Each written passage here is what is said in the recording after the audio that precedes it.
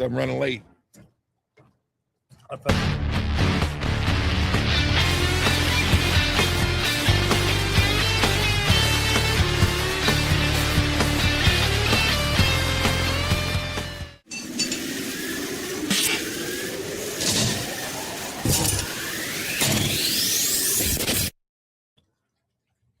What is shaking? Happy early 4th of July as we sit here on the 3rd. Beautiful day outside. Lot to get to. Bergie stops by and joins us. What's up, Berg? Nothing. It's nice to get out of the heat. It was getting hot over in San Ramon, and nice and cool here. A little cooler out here. A lot cooler. A little cooler out here. Thought I'd wear this, bitches. Number 1. There you go. Actually, I watched a show called The American Experiment. Have you seen that? Not seen it. It's on Netflix. Really good. Really good. Just kind of takes you through the evolution of democracy, like how our country formed and how close it was to not really working and how difficult it was to actually get this whole thing working. Series or movie? 5-part series. Okay. Yeah, it's really good. It's interesting. Like I learn a whole lot when I'm watching all that, like who wrote the Declaration, who wrote the rough draft, all the guys that were involved in it and everything, and just all the little stuff. I feel like I need to go watch it again just to absorb everything. How about I've heard the story a number of times. So those guys that signed that thing, if we didn't win the Revolutionary War, they all would have been shot for treason. Oh yeah, absolutely. Every one of them. Absolutely. I mean, the heroes of our country were not the heroes of Great Britain, that's for sure. No, absolutely. Like I said, there were so many turns that if it went one way instead of the other way, you're fucking screwed. We're not sitting here doing this fucking podcast. We're fucking speaking the King's English. We're talking about cricket. We're talking about cricket. That's the one thing I'm going to say probably. We'll probably never hit because we're going to hit soccer. And we don't spend a lot of time talking soccer either. But cricket, I don't that one I don't get at all. I don't even understand the rules of it. You can run when you want to run. You go back and forth. You go back and forth, and there is no. You can hit it behind you. You can hit it in front of you. I don't know how you get it out. I don't know. And they say that some of the games can last weeks. 3 days? 3 days. Like test matches or something? I don't know. I'm just not following a fucking sport that's named after an insect. I'm just fucking not going to do it. I mean, give me a break. I'm not going to do it. I guarantee you, though, because of the population in like India and Pakistan and that part of the world, it's probably the second most popular sport in the world. Even in Australia, when we were down there, they had a 60,000 seat stadium. Beautiful stadium. It was a cricket stadium. Wow. And they use it for other things, but it was specifically built for cricket. How do you put 60,000 people in there to watch a cricket game? And who would go? I mean, can you imagine? Like, oh man, it's my 3rd day here. I'm fucking back again. The 3 is like a series? No, it's still the same fucking game. They started and still I would just. How about the 4 a.m. beer? Oh, okay. Make a beer run up. Little Taj Mahal brew. Well, I can get it done. I don't even know what is like. What are they like? What's like the drink over in India? Like, what do they drink?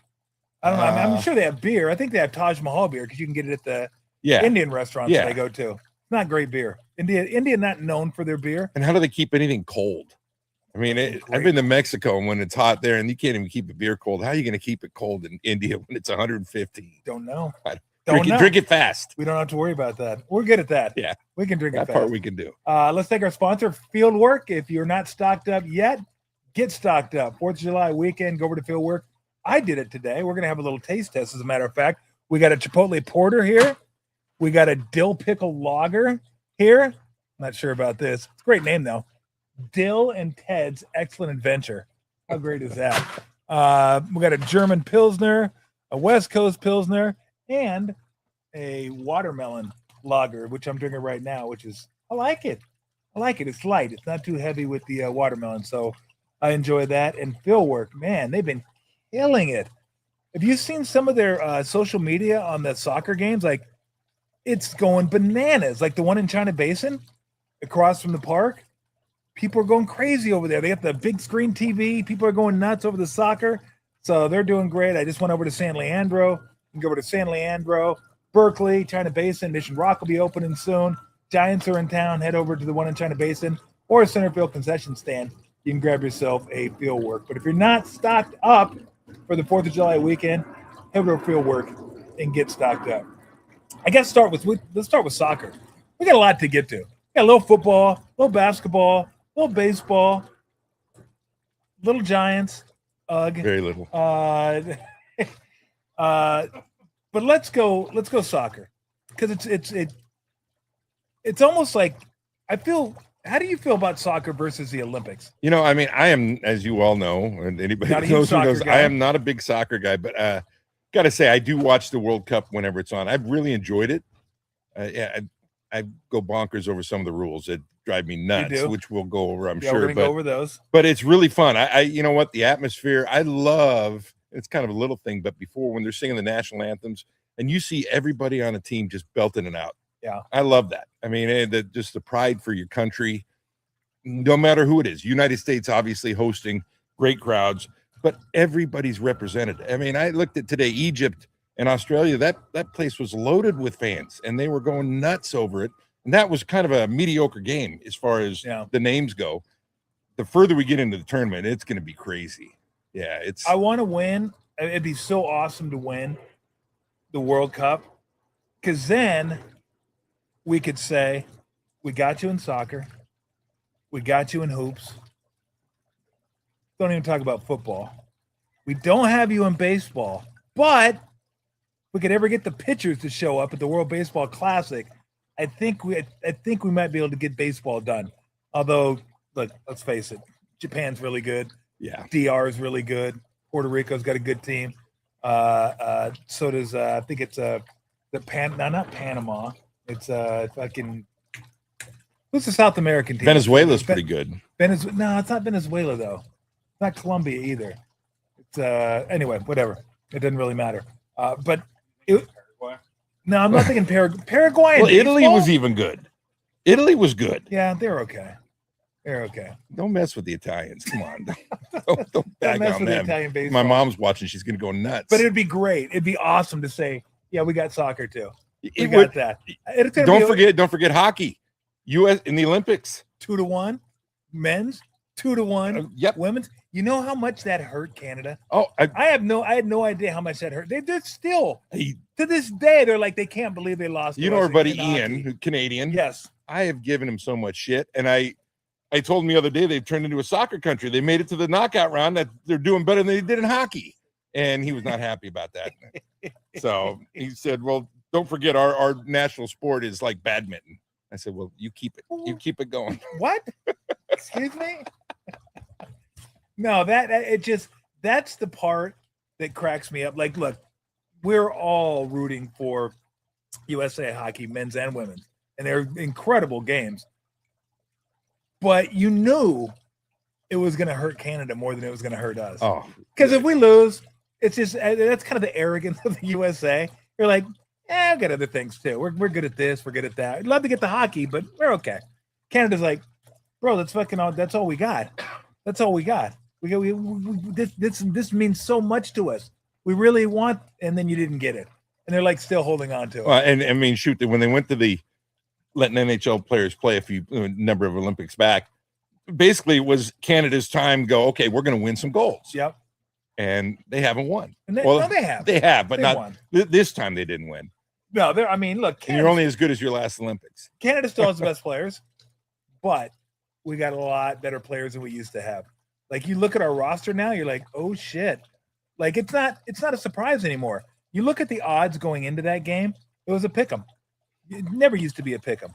It was always Canada huge favorites. Yeah. Now we got some studs, and I don't know if we have that many studs in soccer, but I looked at the roster. There's a lot of dudes on this team that are playing for big time clubs. My son over in Europe. My son who follows it, I asked him that. I said, how many guys are playing in one of the top 5 leagues, the Premier League, La Liga, Syria? And he said, I believe there's 9. Yep. 9 or 10 that are playing in those leagues, which are the top leagues. Yep. And then the rest of them are MLS or smaller leagues. Yep. But you're right. I mean, the depth that the U.S. has gotten over the last 20 years is it's grown exponentially. Yeah. Now we have some dudes now. Like, I don't know if we have enough dudes. When you watch France play, it's like, ooh, Ooh, those guys are different. They're different. Those guys are different. Spain different. Spain is a little bit different. But I tell you what, like, and I'm not going to sit here and say I know enough to say this, but when I watch England, when I watch Mexico, and Mexico's been really good. I don't know how much that's been the altitude. That's got to suck playing at 7,000 feet. It's like playing up fucking Tahoe. I know. Come to Tahoe and play some soccer. No, I'll pass. I don't want my lungs to explode. Brazil, Portugal. And you look at those teams and you think, we could beat them. May take a break or two here or there, but it's possible. Like, I don't think we're at that level consistently. But you watch now, like, we didn't have a guy like Bellingham. We didn't have a guy like Pulisic. We haven't had those guys in the past. It's like, okay, we got some dudes, Adams and McKinney and Richards. Like, we have dudes now. It's certainly not an embarrassment like it used to be. I mean, it used to be, okay, we're going to go out and we're going to try and beat Costa Rica, and that's a huge win. Or beating Paraguay. That would have been, I mean, a gigantic win, 20 years ago.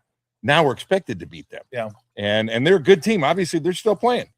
So, I mean, they've beaten some good teams already. They're going to play the better teams they could turn right around and lose on Monday because Belgium's good. They're all good at this level. And it's one of the few sports where the best team doesn't always win. No, you're right. It's crazy. I've been watching. I mean, you've seen some of these teams come down to shootouts that on paper should win by 3 goals. Yeah. But they're not. And they, you get a hot goalie or play good defense and try and get to a shootout, and it's anybody's game. Yeah. Well, I'll tell you what, even though they won, I would rather play Belgium than Senegal. I thought we would have had more trouble with Senegal. I thought Senegal was a better team, and they just fell apart. The last 5 minutes of the game, 2 goals right there. 89-minute goal. And then they got the foul and scored with like 30 seconds left in the game and game over. Like, that had to be the longest flight ever for Senegal. Like, are you kidding me? Oh, my God. How in the world did we lose that? Bunny's like popping around back there, and she's like, fucking, you got new bark? What are you doing over here? You didn't run this shit by me? You did not run the new bark by me? You really need to do that. But I think, look, Belgium had their like golden age of soccer, the last World Cup and the World Cup before, and they didn't get it. They didn't get it done. De Bruyne is one of the best players in the world. He's a little bit older now. Lukaku's a little bit older now. A guy like Hazard doesn't play anymore. Like, their guys have gotten a little bit older. They're the Warriors of Belgium. Yeah, they're still exactly. They're still really good, but Now it sucks that we're not going to have Bellingham. What do you think about that whole thing? You know what? I don't know how they judge it. I've read a lot from officials. One official said it was a misappropriation. Another official said it was the right call. I hear a lot that intent doesn't matter. I think we get that. Oh, I always say this. You can't judge intent because you never know what somebody's thinking, but you can judge recklessness. Like, if you're reckless, you deserve to pay a penalty. I don't think he was reckless. A yellow card. No, give a yellow. Well, that's what I thought, but I don't know. And again, some people say this, some people say that. I don't know how that thing works because it looked like, it was a pretty good foul. He raked him across the cab and then stepped on his foot, twisted his ankle.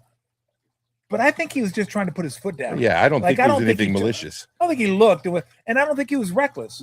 Well, and the thing that gets me is if you look back at the Argentina game, Messi did the same thing, exact same thing, and they didn't give him a red, and so you can't say Messi. Exactly. You can't say by letter of the law that's a red because it's not.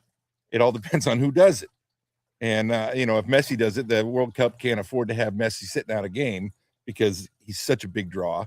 And they're not, Are you saying Messi gets preferential treatment? Yeah, maybe a little bit like LeBron and Michael and all those guys. They get and rightfully so, I think, because people are paying to watch them. It's so funny when the officials will tell me this occasionally, and the league will most certainly tell you this. A foul is a foul. There is no preferential treatment in the NBA. And it's so funny when they say this because I'm like Horseshack. I'm like, hold on. I'd like to. Can I speak now? Thank you, league. Because I can tell you from firsthand knowledge that's not true. Oh yeah. I was playing in Orlando, and a foul was called It was Shaq's foul.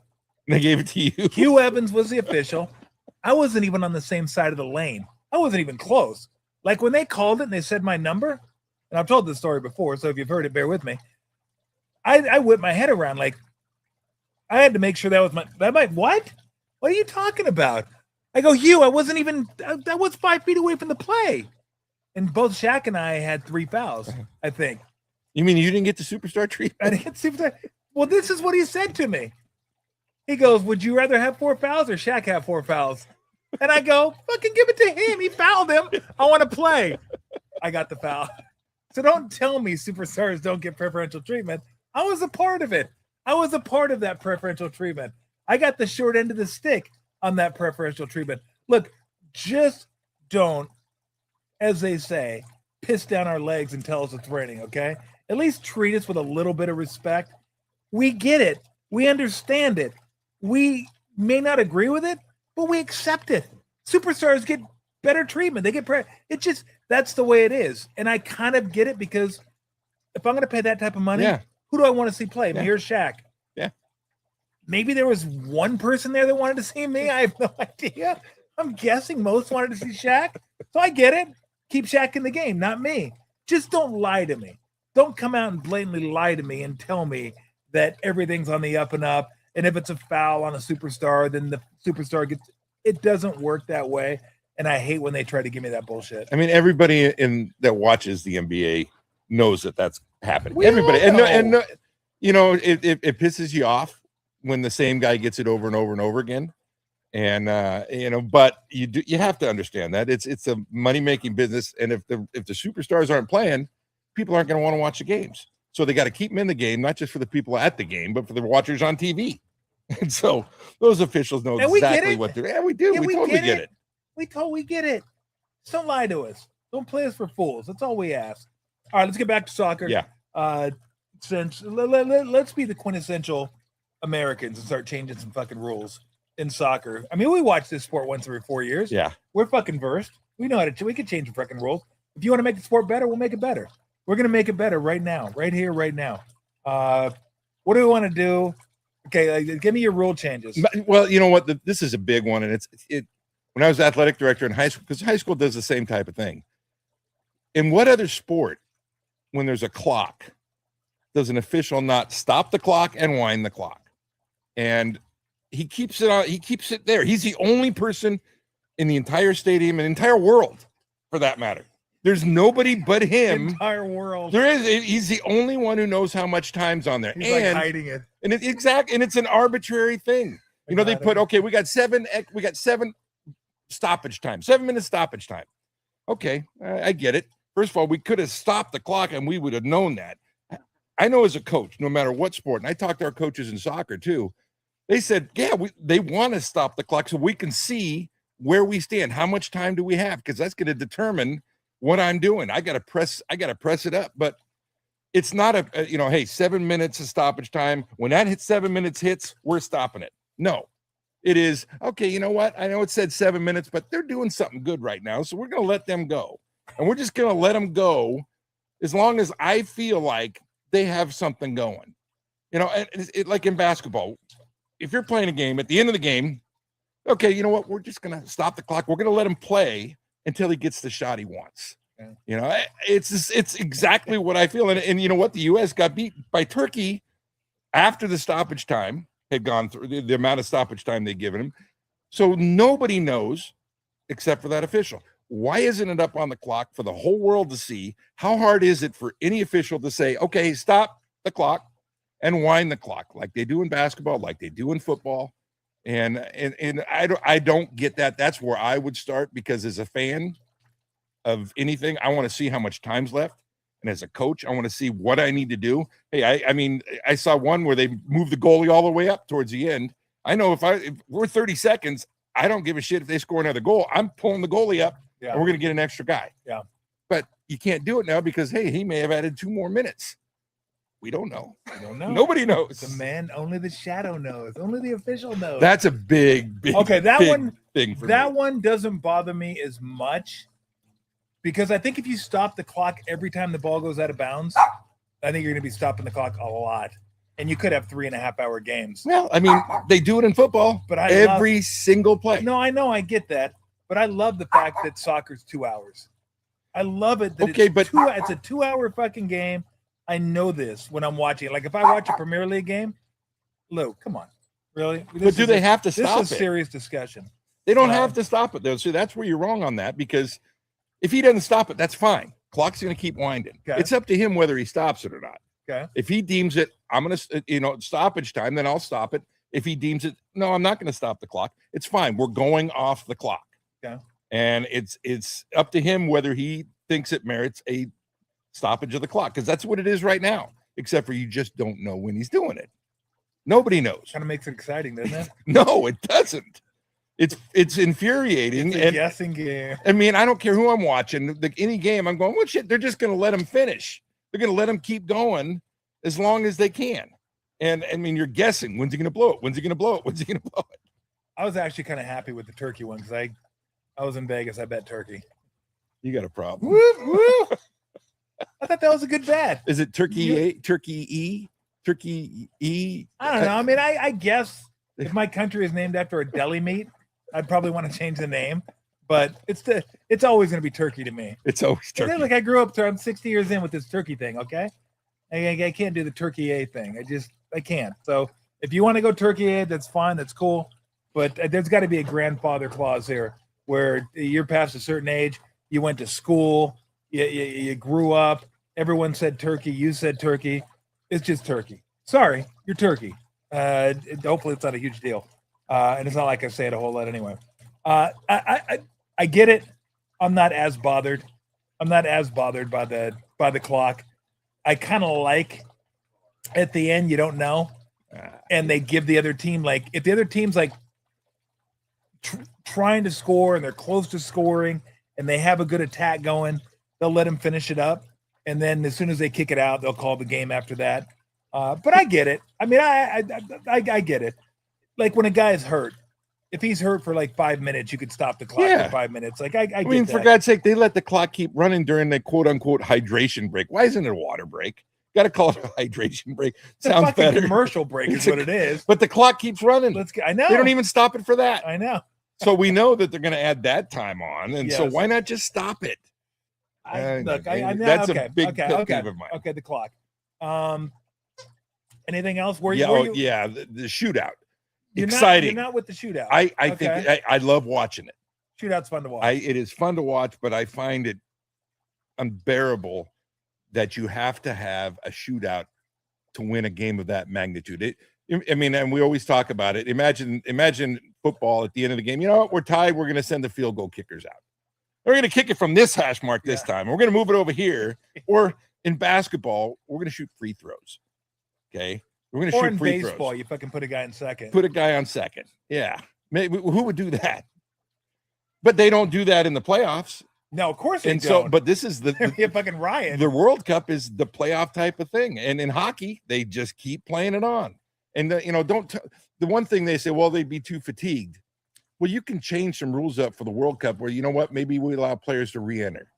Because if you're going to keep going, we have to be able to keep fresh players out.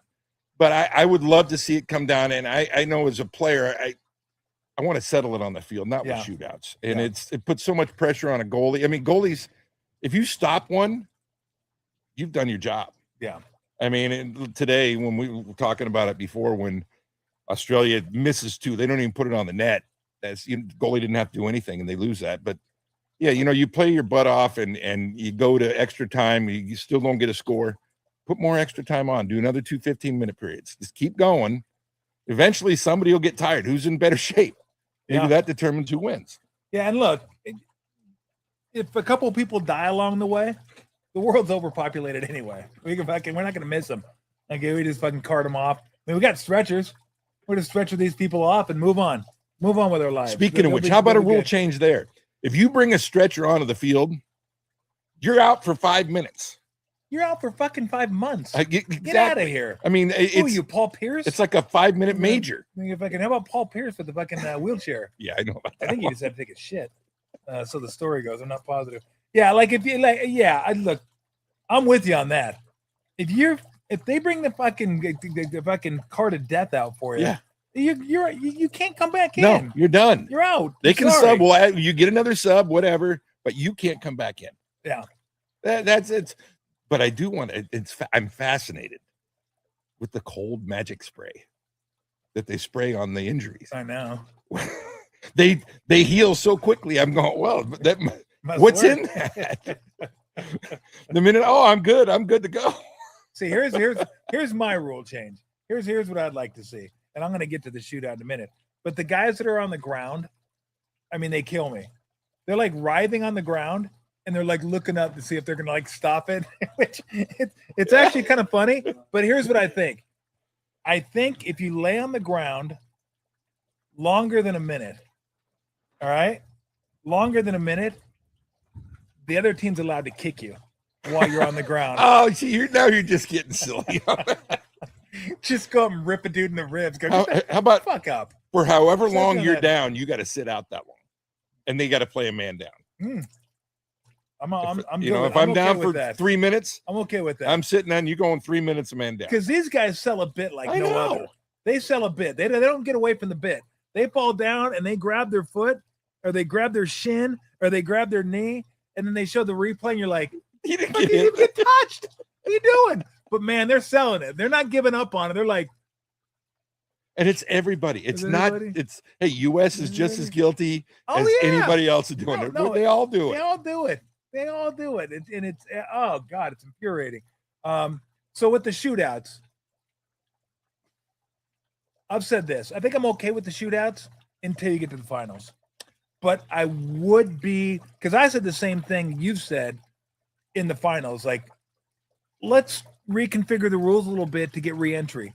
It's the finals of the World Cup. Yes, exactly.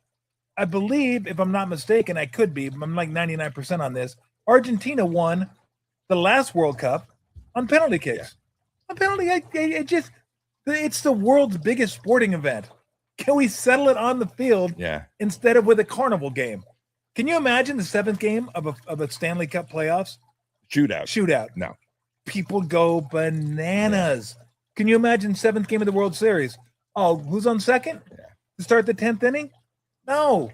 You do that during the regular season to kind of keep the things speed of the game along. going. Yeah. And I'm totally fine with the guy in second during the regular season because who cares? Yeah. And the players want it. They don't want to play 15 innings in July. And I'm okay with the shootout in hockey. Fine. I mean, whatever. But you get to the playoffs, let's settle it. Yep. And then look, Stanley Cup, you go 5, 6. You can go 25 extra periods if you have to. I don't know that they could possibly do that during the whole tournament. No. It might be a little bit too much of an advantage for a team who plays 280 minutes versus a team that wins in regulation. Well, and they play like 4 days later. Well, they've given them right now. They're almost giving them a full week. Yeah, I get it. I get it. It's just that they'd have to take some of those substitution rules out. Yeah. In overtime because of that, because you wouldn't. I mean, for injury wise and just for competition. But that's what we grew up with. Yeah. Right. Those are our sports that we grew up with and how they were settled. Even though they're starting to, like I say, baseball and hockey in the last few years, maybe hockey a little further than that with the shootouts have went to that during the regular season. But I look at a lot of this stuff and say, okay, how do we make the biggest games less gimmicky?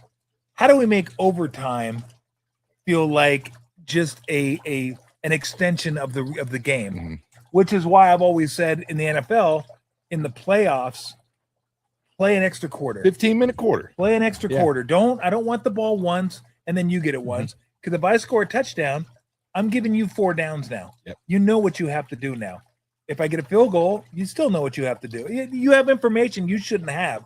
If I give you a quarter and I kick a field goal, a lot of things and you get stopped on 4th down, maybe you punt now to get the ball back. So, so playoffs are different. Regular season, I get it.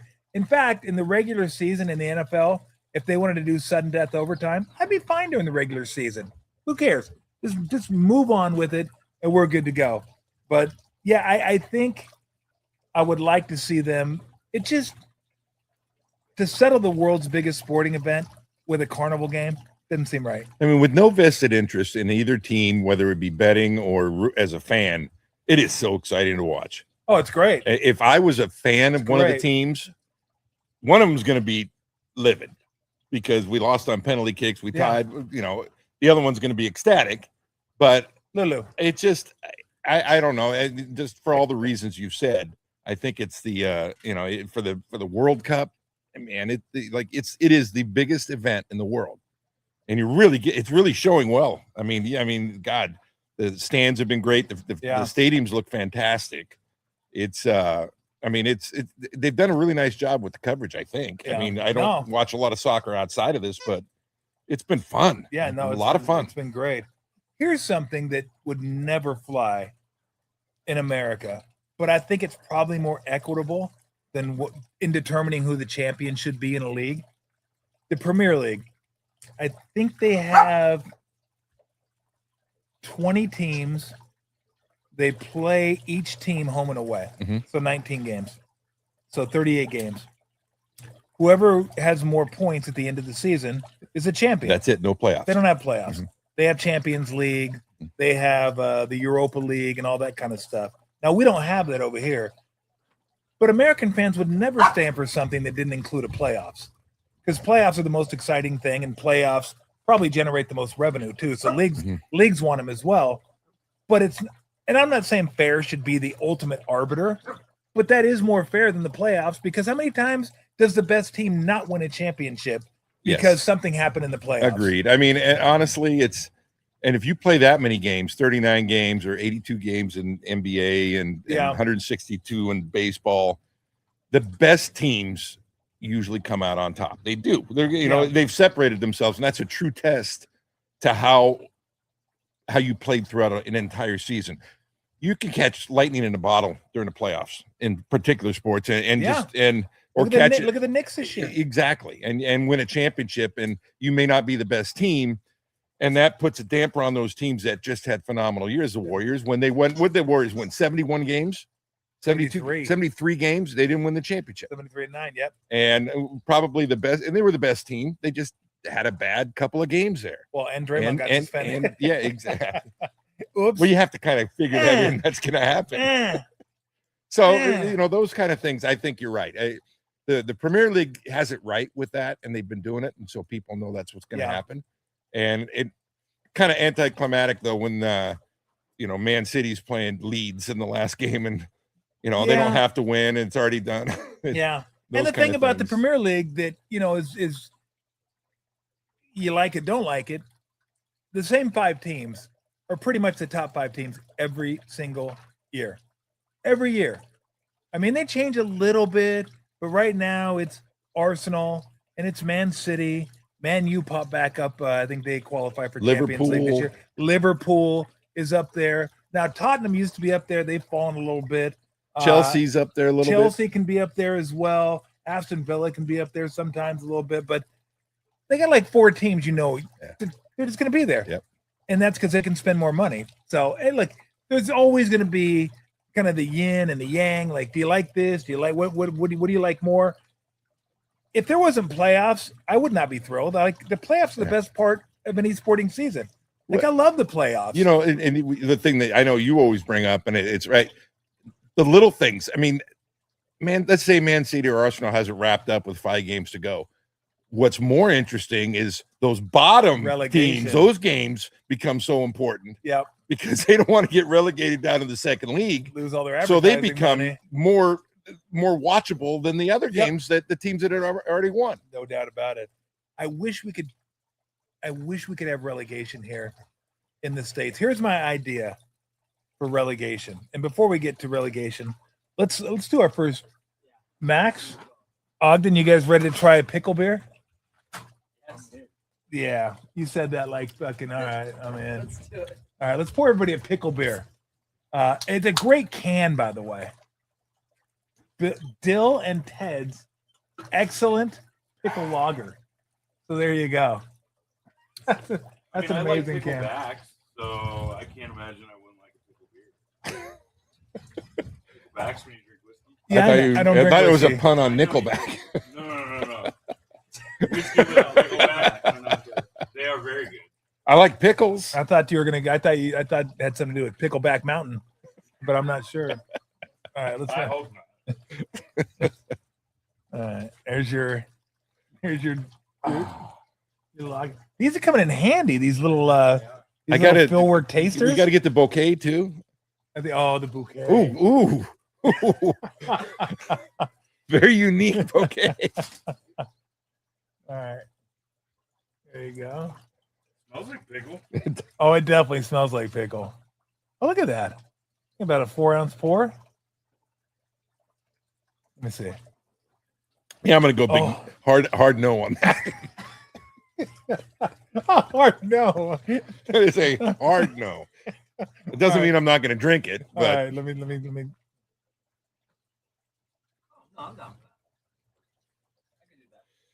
Yeah, I could do that. I mean, it's. I mean, it's a beer. Of course, you can do it. Woo! That's.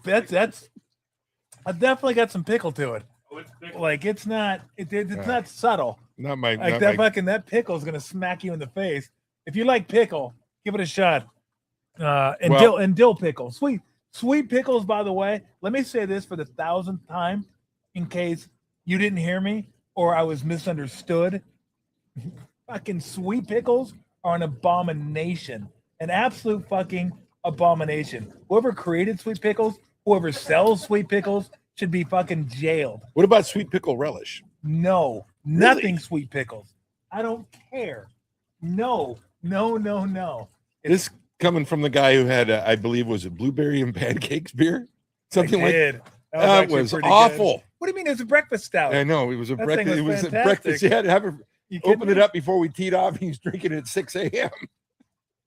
It was a maple terrible. syrup and blueberry beer. It was incredible. It's terrible. It's like everything you want in a breakfast. Absolutely, it was fantastic. No, I don't know that I drink more than 4 ounces of it. No, but it's not. It's can't let a beer go to waste. It's definitely pickly. No, you can't let it go to waste. Farewell with a sandwich. Maybe Yeah, if he had like a hamburger lager, we could put that together with the dill pickle. We just cut up some hot dog and put it in there and drink. Whew, that's got. Ooh, that definitely has some. Definitely, ooh, man. I don't know. You're not drinking it too fast over there after saying you liked it. It made me cry. Yeah, I don't get the whole pickleback thing. Ogden says people drink pickle juice after they drink whiskey. Why? Why did that become a thing? Well, neither of us drink whiskey, so I don't we wouldn't have whiskey. a pickleback either. I don't know. Just when I visited my friends in New York, It's a thing there. Yeah. Okay. I mean, I've heard of it. Yeah. I've heard people taking shots of pickle juice after they take whiskey, and I'm just like, I don't usually need a chaser, so it doesn't really matter to me. But like, it was good. yeah, I don't need a chaser either because I don't drink it. I don't drink picklebacks. I don't drink whiskey backs. I don't drink anything of that nature. But I want to know, you know what always fascinates me is who was the first person that came up with the idea? Like, did somebody bring a fucking jar of pickle juice to the bar and start drinking fucking pickle juice after they took a shot of their Knob Creek? I mean, like who thought, you know what? This whiskey would be a lot better if I had a pickleback, if I had a pickle chaser. There had to be one person that thought of this. One. And then it spread like everybody goes, what are you doing? Oh, you haven't tried this? Yeah, it's pickle juice. What? That sounds gross. Shit, that's pretty good. And then all of a sudden it grew and people started doing it. I want to know how this became a thing. Well, I always wonder how anything became a thing that you eat. You know, how many people had to die eating things before they figured out, like, hey, I'm going to eat this mushroom. What's this one taste like? Oh, well, I can't eat that one. Darwinism, baby. You know, or I can, you know, what's it going to taste like if I eat this liver out of this deer? You know, I mean. Well, that was probably just like, hey, what's left? The liver. Fuck it, I'll take it. I'll take that liver. Or and then all of a sudden you're like yoked out of your mind. And everybody's like, shit, I need to get that liver. You kidding me? Yeah. Have you seen The Liver King on Netflix? You're gonna be that psycho. Ooh, the Liver King. That's always been. I've always been fascinated by that. How people have decided, hey, what happens if I take this corn and dry it? and then heat it up, and it pops. I know. I thought you were going somewhere else with the corn, but No. okay. I got one for you. I want to know the person who was fucking sitting down. This probably had to be hundreds of years ago. That was eating lamb and thought, you know what? Fuck, I wish I had some mint jelly. Like, what? Like, what else do you use mint jelly? Does anybody use mint jelly for anything else? Has anybody ever mint jelly and peanut butter sandwich? Nobody's had a mint jelly and peanut butter sandwich. There's 2 types of peanut butter and jelly sandwich. Grape, strawberry. Yep. Period. That's it. I've had apricot jelly. I've had plum jelly. They called it jam. But I've never had it with peanut butter on a sandwich. That's grape. That's strawberry. Mint jelly, I haven't had on anything other than lamb. Nothing. And it's still, you go to the store, there's a little spot for it. Little spot, a little jar. They know a little jar will last you 8 years. You're probably not going to have that much lamb. And somebody sat there and just thought, fuck, mint jelly. Or were they sitting there outside eating their lamb and like a fucking mint leaf fell on their fucking thing and they accidentally ate it and they go, oh shit. I might be onto something. Fucking hey. What like, I'm with you. Like there's food kind of fascinates me in the same way that music's made, but even more so with food because you're like, who thought of this? And how do you think of it? But the lamb and the mint jelly is always the one that gets me because no one uses mint jelly for anything else ever. And I think the makers of mint jelly know that. That's why they make it so small. Like you said, hey, they're not going to need a lot of it. Let's make it small. Let's jack the price up because they're still going to buy it because they want it. It's how many people other than Thanksgiving eat candied cranberries? I don't eat it at Thanksgiving. I don't eat it either, but that's the only time I ever even see it on a table. My mom used to take it out of the can. It'd be a full tube of it. It was so gross. And at the end of Thanksgiving, still a full tube. Full tube. So bad. It's so bad. Oh my God. There are certain things you look at and you're like, I think I cleaned out the cabinet a couple weeks ago. And there were things from like 2019. We had 5 cans of Hearts of Palm. I'm like, what do we use Hearts of Palm for?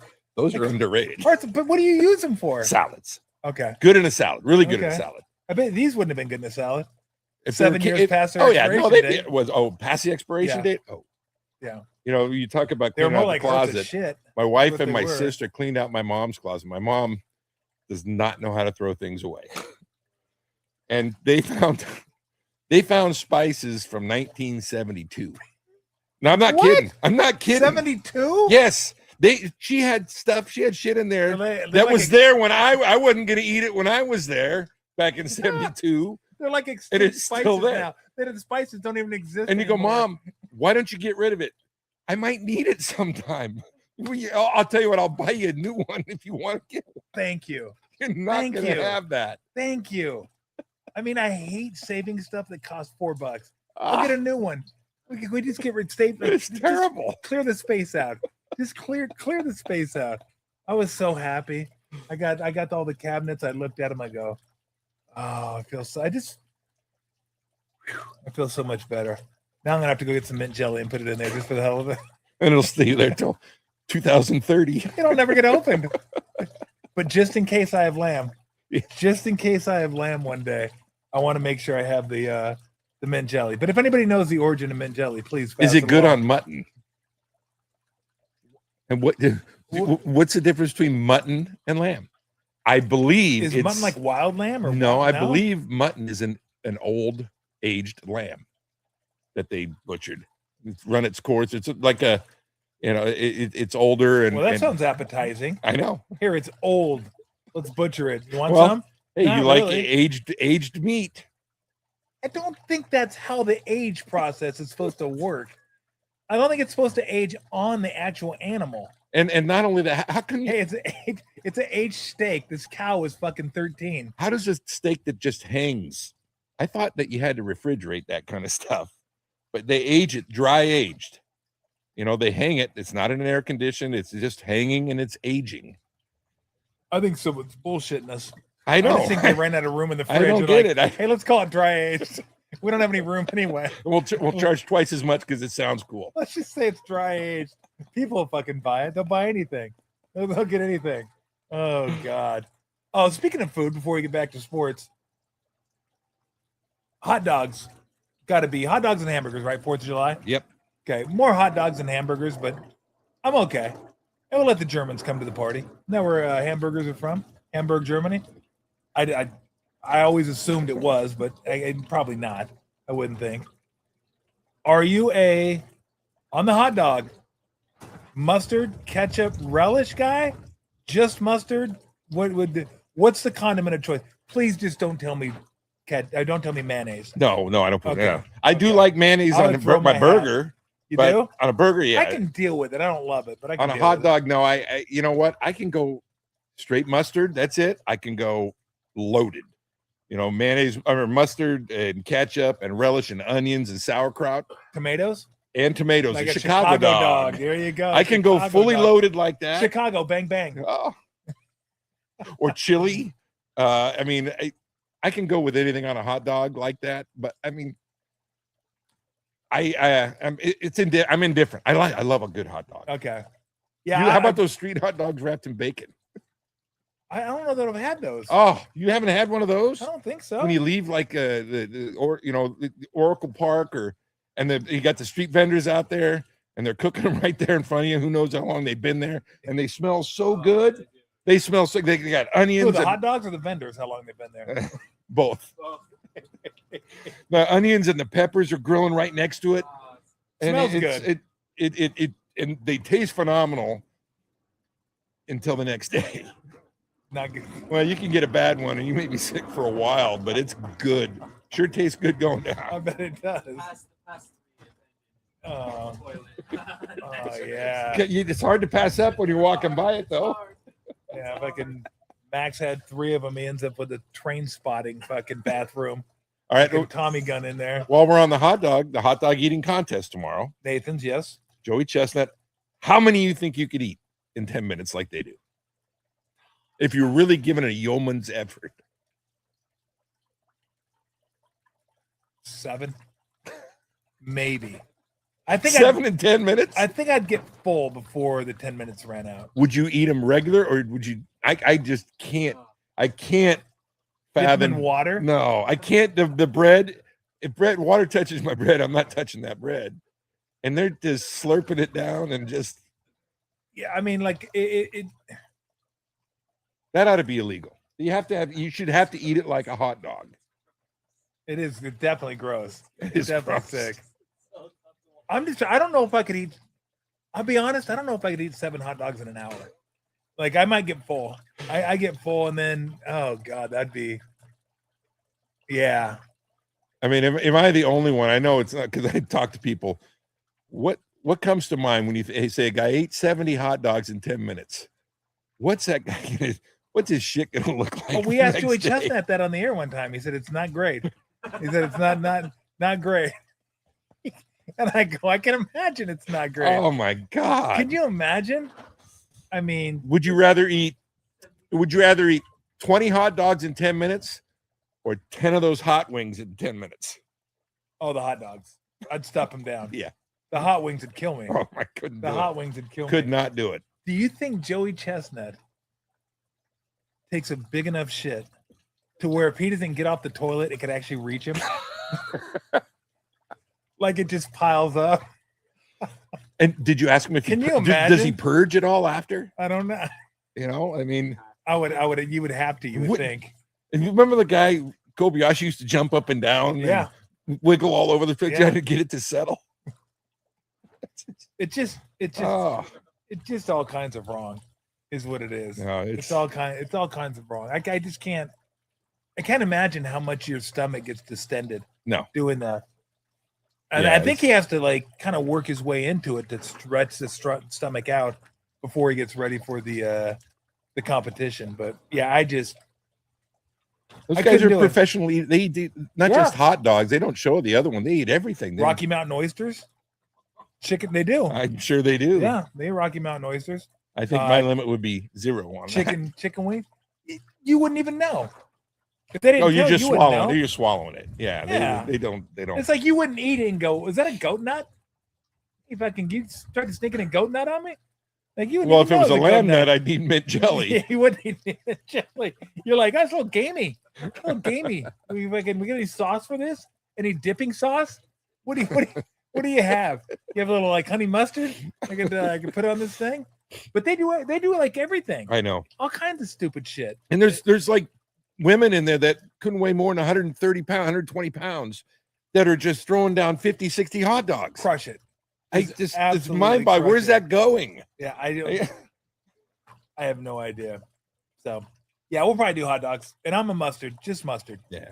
Just French's. Good Wiener Schnitzel mustard. Just that's it. No. I don't want the stone ground mustard. I don't want the fancy mustard. French's mustard. Just give me the straight mustard. Yeah. The mustard we grew up with. Just fucking mustard. Yellow mustard. That's it. Yeah. That's it. I can use the fancy stuff. Like Sierra Nevada has pretty cool mustard on other stuff. Pretzels. Yes. 4th of July. Just give me the fucking all-American mustard named French's. That's all I want. Will you go with the little dog or the mustard. extra big, long Costco type long dog? I like my dog to match my bun.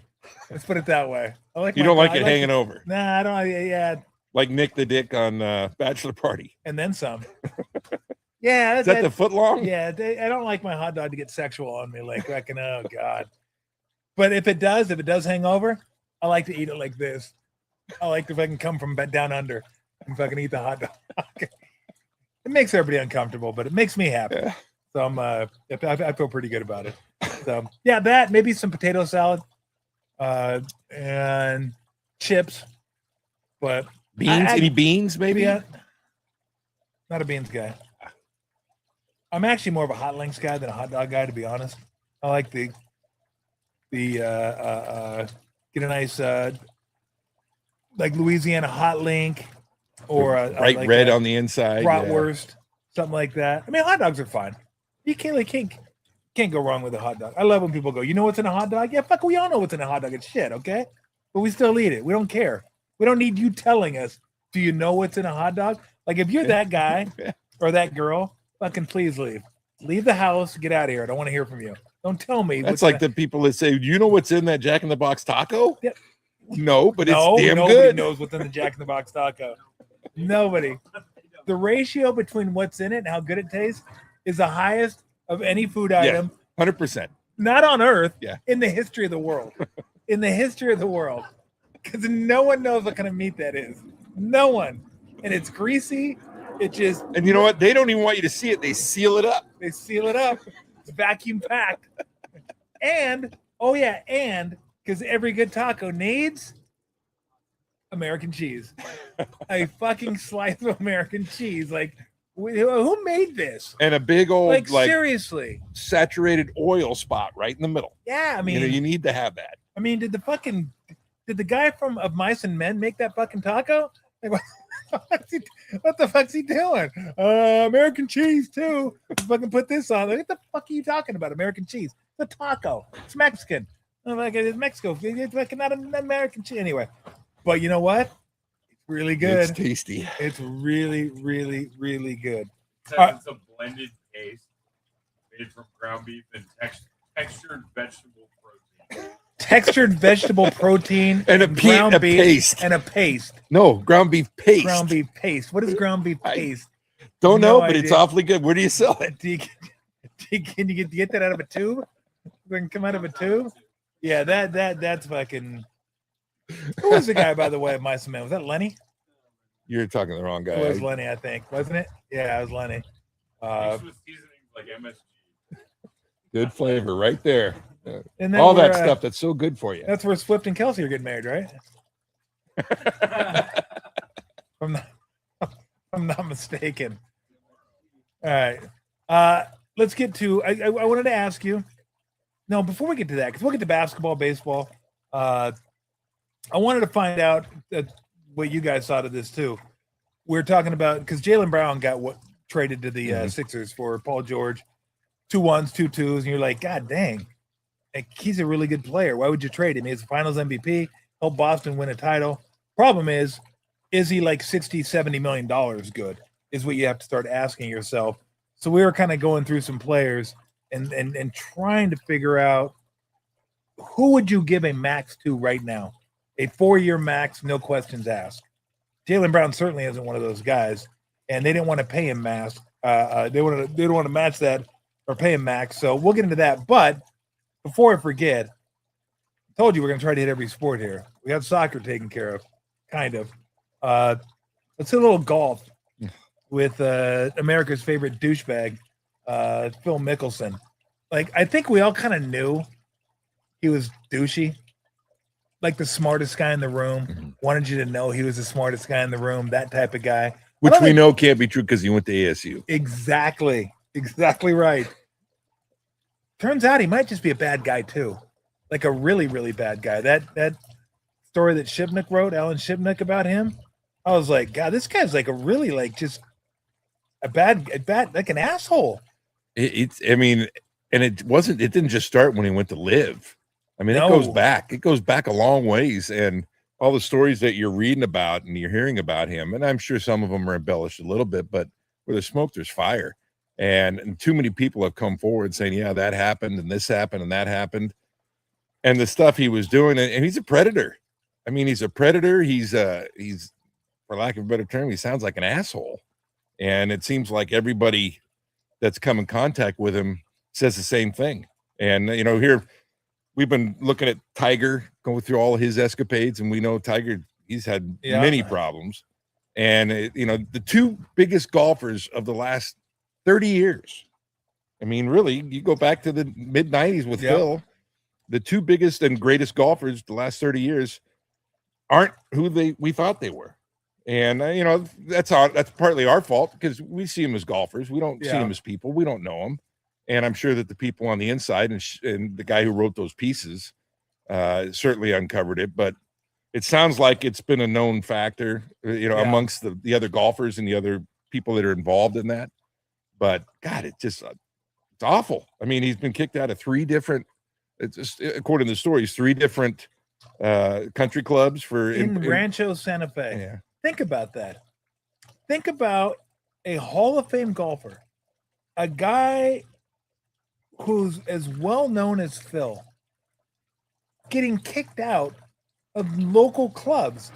Those clubs would love to have a guy like that be one of their members. Are you kidding me?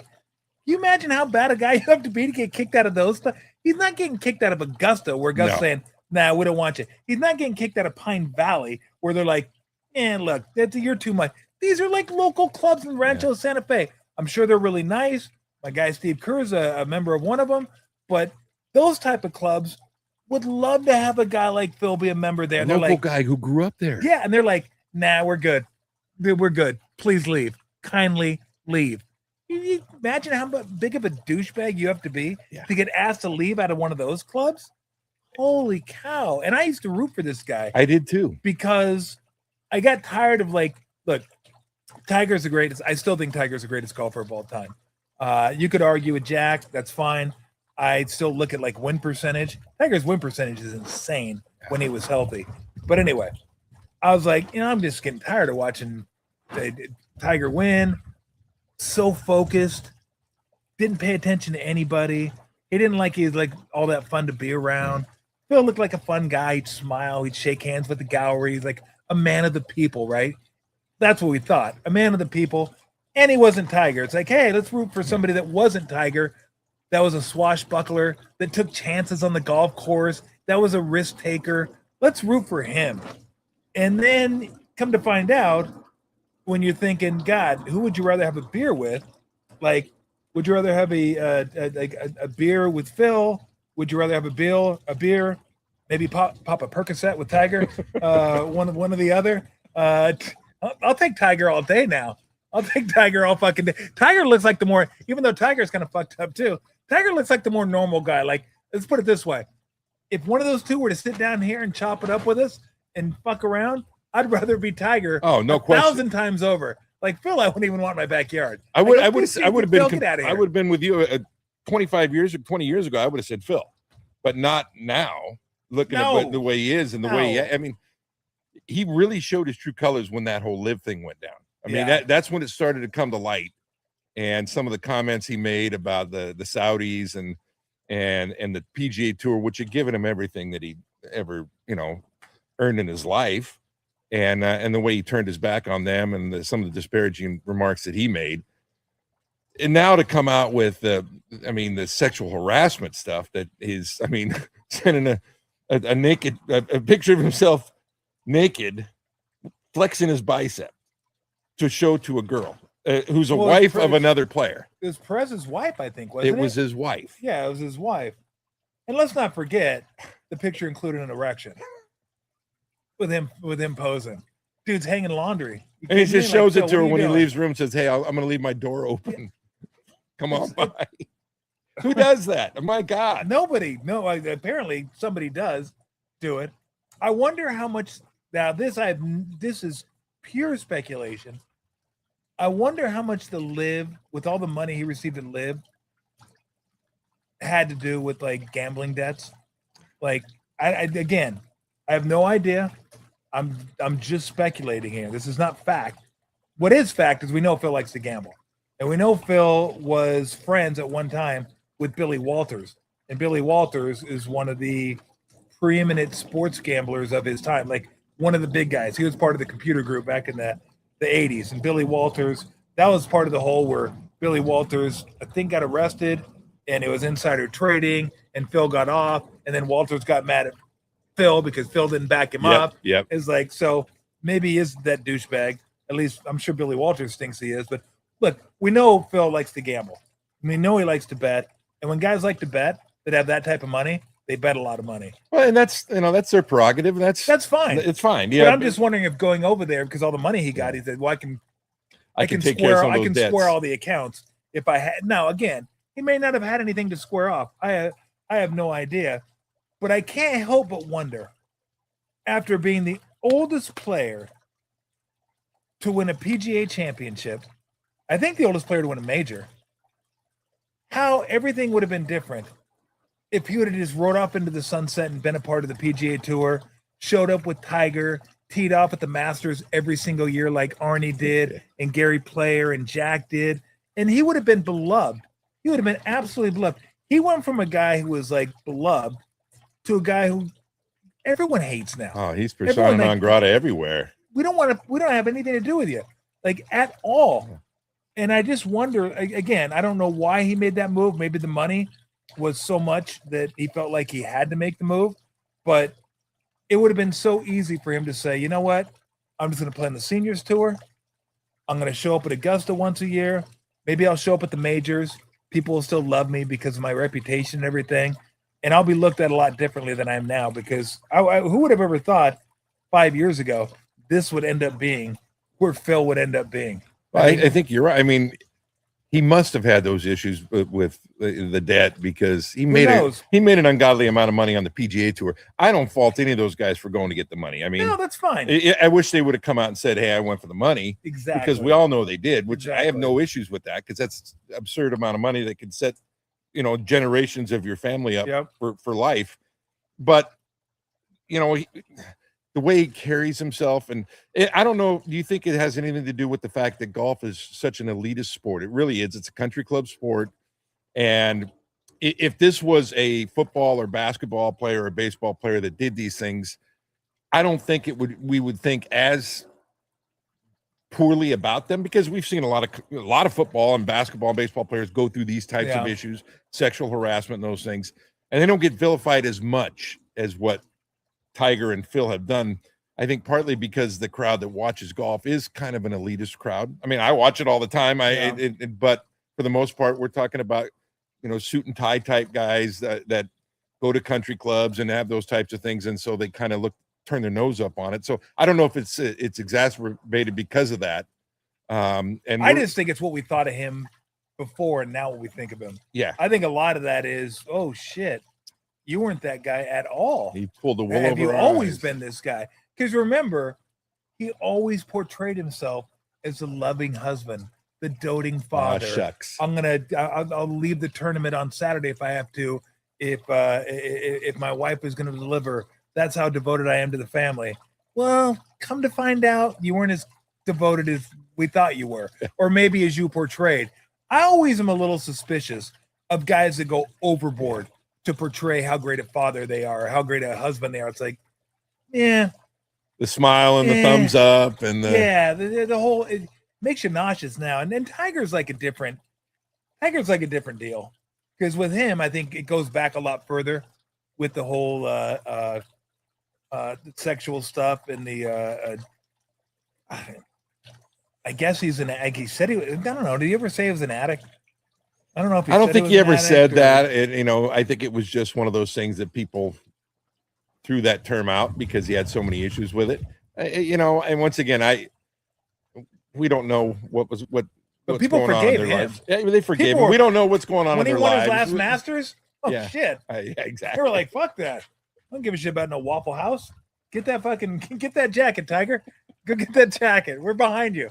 We got you. Winning solves a lot of those things. Exactly. And then you start fucking rolling cars like you're in the Daytona. Like, what are you doing? Like, you roll one car and then you roll another car. And not only do you roll the car, you leave the scene and then you walk back in and then you tell the guy, I was just on the phone with the president. Like, what? Like, what? Tiger, you're Tiger Woods. You don't need a name drop. Like, when Tiger Woods is name dropping, something's wrong. And then he goes away to a rehab facility, and then he fucking shows up as a press and conference. He's back. I'm back. Nobody even talks about it. And he went, where to go to Switzerland? Yeah. Like, what happened? Is anybody going to address this? We're just like going right back into daily life. Like, we're just going to talk about the new PGA Tour. Like, what? Like, is anybody going to ask you about? I'm on the phone with the president about you rolling cars. Is that going to be brought up at all? Or are we just going to talk about relegation? You could have relegation in the PGA Tour now. Yes, you could, which might be kind of fun. They kind of have had it forever, because if you don't come in the top 125, you lose your card. You got to go down and re-earn it. So they've had that for a long time, and I think it's even getting harder. I think they're moving it down, and they're trying to separate the haves and have-nots. And I don't know if that's a good thing. They have those specific tournaments that the top 60 guys get to go to, and that's it. Yep. And so if I'm not in the top 60, how can I get in the top 60 if you're only letting those guys go make all that money, which is going to keep them in the top 60? Yeah. So that's a tough one right there. I do like the fact that they have to earn it. You have to play well. That's the thing is you look at some of these other sports, and nepotism goes a long ways in a lot of sports. You get opportunities that you wouldn't get in golf. It doesn't matter. You've got to qualify. And, just because you're so-and-so's son doesn't mean you're going to get a spot. You've got to earn it. You got to go out and you've got to play your way onto that tour, and you got to play your way to stay on that tour. And I like that. And going all the way back to when you said, I don't know how we could do relegation in our sports, basketball, football, baseball. But if there was a way, I would love to see it. I do have one for you.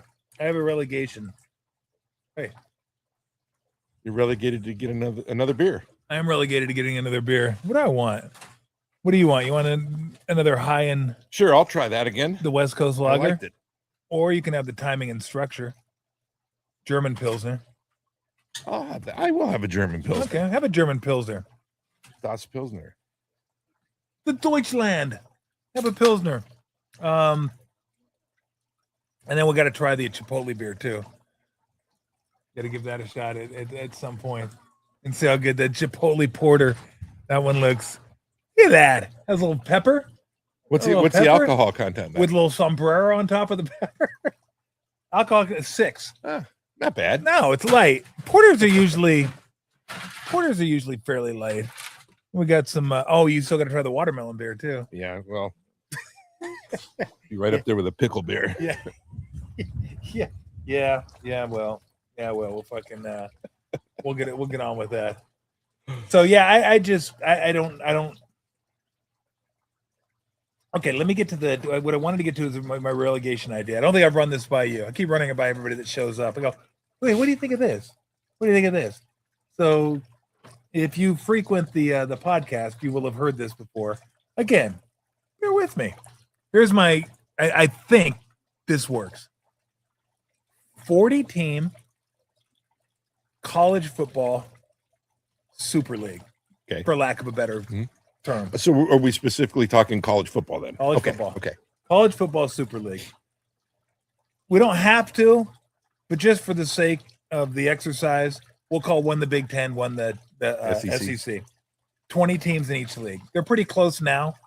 I still would like to get rid of like Maryland, Northwestern, Rutgers. I would say Vanderbilt, but Vanderbilt's actually been pretty good lately. But don't worry, because that's going to take care of itself. So you add a few more teams, right? You get Clemson in there, Miami, Florida State gets in there just based on what they've done, and maybe a couple other teams you throw in there. So you have a Big Ten, SEC. They play against each other. Maybe every once in a while, I haven't figured this out yet, you have a non-conference, but the non-conference is Big Ten playing the SEC. You're not going to play you're not playing those teams. They're going to have their own league. That's going to be a tier below them. So that'll be the Big 12. That'll be the American Conference, Mountain West, the abomination that is the new Pac-12. Good Lord. What's left of the ACC. Those will be down below. But let's concentrate on the top league first. So you have that. Big Ten plays against one another. Okay. Big Ten has their own playoffs. SEC plays against one another. They have their own playoffs. And then kind of like an AFL, NFL thing, the winner of the Big Ten, winner of the SEC play each other in the college, like junior Super Bowl. So let's backtrack a second. Would you have the SEC and the Big Ten divided into two groups of 10? And you play everybody in your group, and then two groups of 20. No, what I'm saying is, you obviously, if it's a group of 20, I'm not going to be able to play 20 games. No. So what I'm saying is, if you took that 20 in the SEC and had two divisions, yes, and you played everybody in your own division, and then the champions met, correct, to be the SEC champion. Correct. Okay. Right. Or you could even have, again, I haven't completely fleshed it out.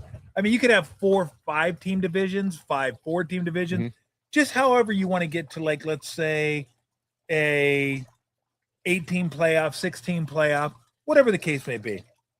So then what's going to happen is your Big Ten champ, your SEC champ playing a Super Bowl the week before the Super Bowl. So that's your college football Super Bowl. You're also going to have a 4 to 6-team relegation where either 2 teams or 3 teams per league, Big Ten, SEC, go down. Okay. The teams below them in the whatever you want to call it, who's ever left over, ACC, Big 12, American, Mountain West, all those, whoever wins those, they're going to have their own playoffs. Kind of like the NCAA, like the FCS playoffs. Yeah. They'll play playoffs, and they'll have 4 to 6 teams go up. Advance. So you have a chance to go up, and then you can stay there if you don't finish in the bottom. And every year, now, below that will be your Montanas, your UC Davis, your MAC, your whatever it is. They'll have a chance to get up to the second level at some point. And then you may be able to get it. It's like you've probably seen the show Wrexham. Yeah. Okay. So I think they started like the 6th like division 4 or 5. It was way down there. Way down there. And they moved up, and they barely missed promotion this year. Like, if they got promoted this year, they were going to end up in the goddamn Premier League. It's like, are you kidding me? And they might next year. They might. So it gives everyone an opportunity, even a Montana, to get all the way to the big boy level if they can subsidize it, if they can make the money to do it, and if they have smart enough people to figure it out. So every league has a chance to move up. That is what I think college football should be. And then basketball, stick with the NCAA tournament. Let's get back to having a Pac-12 in basketball, an ACC in basketball. Like, football should just go off and do their own thing, because football drags every sport along with it. It's like UCLA volleyball's playing at Rutgers. It's like, what are we doing? It's ridiculous. And the amount of so there's my relegation. I like it. I like it a lot. The only thing that I see and like you said, I think everything's got to be compared to the Premier League, because I think they've got it right. And the one advantage that they have that this wouldn't have is the fact that they play everybody twice. So you get a true standing of who your bottom 5 are, or bottom whatever you're going to pick out. The problem with that is if in the SEC, if I'm only playing 10 10 games. Yeah. And I'm not playing the whole SEC, then how can I be ranked against those teams I didn't play? And that's so let's say I'm at the bottom of the West Division of the SEC, and I'm better than the person that's fourth place in that one. Okay. We didn't play, so we can't tell. Okay. How about that's this? the only issue. There's no right answer on that. How about we also have a playoff for the bottom?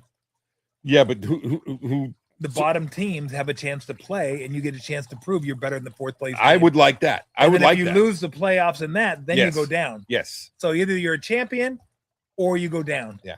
So we could, I mean, because those would be fun playoffs too. Oh, it'd be great to watch the relegation playoffs. Yeah, because they'd be playing their ass off too because they don't want to go down. I mean, that's the only way I can see. That's the only way I can see relegation really working in American sports, because college football has enough teams where they could handle that. That's the thing that people don't realize. It's like, well, we should have relegation in the NBA. I can't where do are they fucking going? Where you can have 100 teams and you're going to water the whole product down. And that, have the Santa Cruz Warriors playing the Celtics. Yeah. Fucking get out of here. It's not going to happen. No. The NFL, we don't even have another pro league. We're not doing relegation with the Canadian Football League. No. Major League Baseball can't do it. College football is about the only sport where you could possibly do it. And look, you still could have Ohio State, Georgia, Bama, Clemson. I mean, I'm not getting Oregon, whoever. Those could still be all the top teams. But again, in the Premier League, they have all the same teams. So those teams are always going to spend. Like Ohio State's probably always going to be in the top league, and they're probably always going to be able to compete for championships because they have the resources.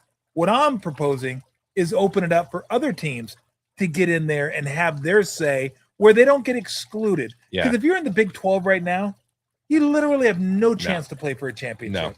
No, you don't. None. I mean, you might make the playoffs, but then I think relegation in that sport would work. I think, well, when you think about it, it's one of the few sports that already has divisions. They already have levels. They have like you said, they've got the FCS level. Yep. They've got the Power 5 level. They've got the Group of 5 level. Yep. And so they've already separated that. Now it's a matter of who starts where. Who do we start in these levels? And it's a pretty easy split when you think about it, because the FCS would be the bottom, and then the Group of 5 would be the middle, along with selected other teams that might be put down there. The question that you run into it does become a financial thing, and you get the SMUs and the Texas Techs that have a lot of money that probably could work their way up and would work their way up to be at the highest level. Yeah. Where do you start those teams? Because they do have an absurd amount of money. They showed that this year. Yeah. I think they'd have to rework that. And it may be more than 20 and 20. I don't know. Maybe it's 30 and 30 in each division, in each of those leagues. I don't know either. But it could work. That definitely could work. It's something that never going to happen. We'd like to think about it, but it'd be fun. It would be fun. It would definitely be fun. That Lewis sneaking back up on me. Well, how many teams are in the NCAA tournament now? 84, is it? I think it's 76 now. I mean, we know why. Yeah. Well, if you're going to do that, just put everybody in. If you're going to do it, just put everybody in. I agree. I mean, it adds 2 extra games. Yeah. Go up to, what is it? I think there's 128 teams. College basketball? That are Division 1. 300 plus teams. Division 1? It still would only add a couple of games. Leagues they have. Yeah. Think about the little leagues that they have. That's why people want, not people. That's why college football wants some people want a 2014 playoff. More revenue, more access. The commissioner of the Big Ten wants it because he can get more teams in. That's more money for his league, more money for his universities. It's like, and will I watch it? Unfortunately, yes, I will. I tell people this. It sucks. I think it's stupid. We don't need it. But let's just pick out 2 schools. Let's say Purdue makes it 1 year and Vanderbilt makes it 1 year. We're like their team 20 and 21. Do they really need to be in the playoffs? No. Do they have a chance to win a championship? Not a chance. But would I rather watch them play in the playoffs or some bowl game where 8 people opt out? Yeah. Yeah, I'll take the playoffs. I'll take the playoffs, even though I know what they're doing. More access, more money, more advertising. The SEC and the Big 12 basically want all the teams. Yeah. They want all the slots for their universities is what it's come down to. So, and that's what the NCAA is doing. Like, hey, let's have a week full of games before we get to the Thursday game. We'll have a game Wednesday. We'll have a game Tuesday. We'll give Monday. Hey, wait, maybe we'll have 2 games Monday, 2 games Tuesday, 2 games Wednesday. So we can get more advertising dollars that way. That's where I draw the line. I'm not watching those games. The almighty buck. I'm going to protest. I'm going to stand outside. I'm going to protest the fucking games. I'm not watching. I'm just going to stand out there. Fucking so stupid.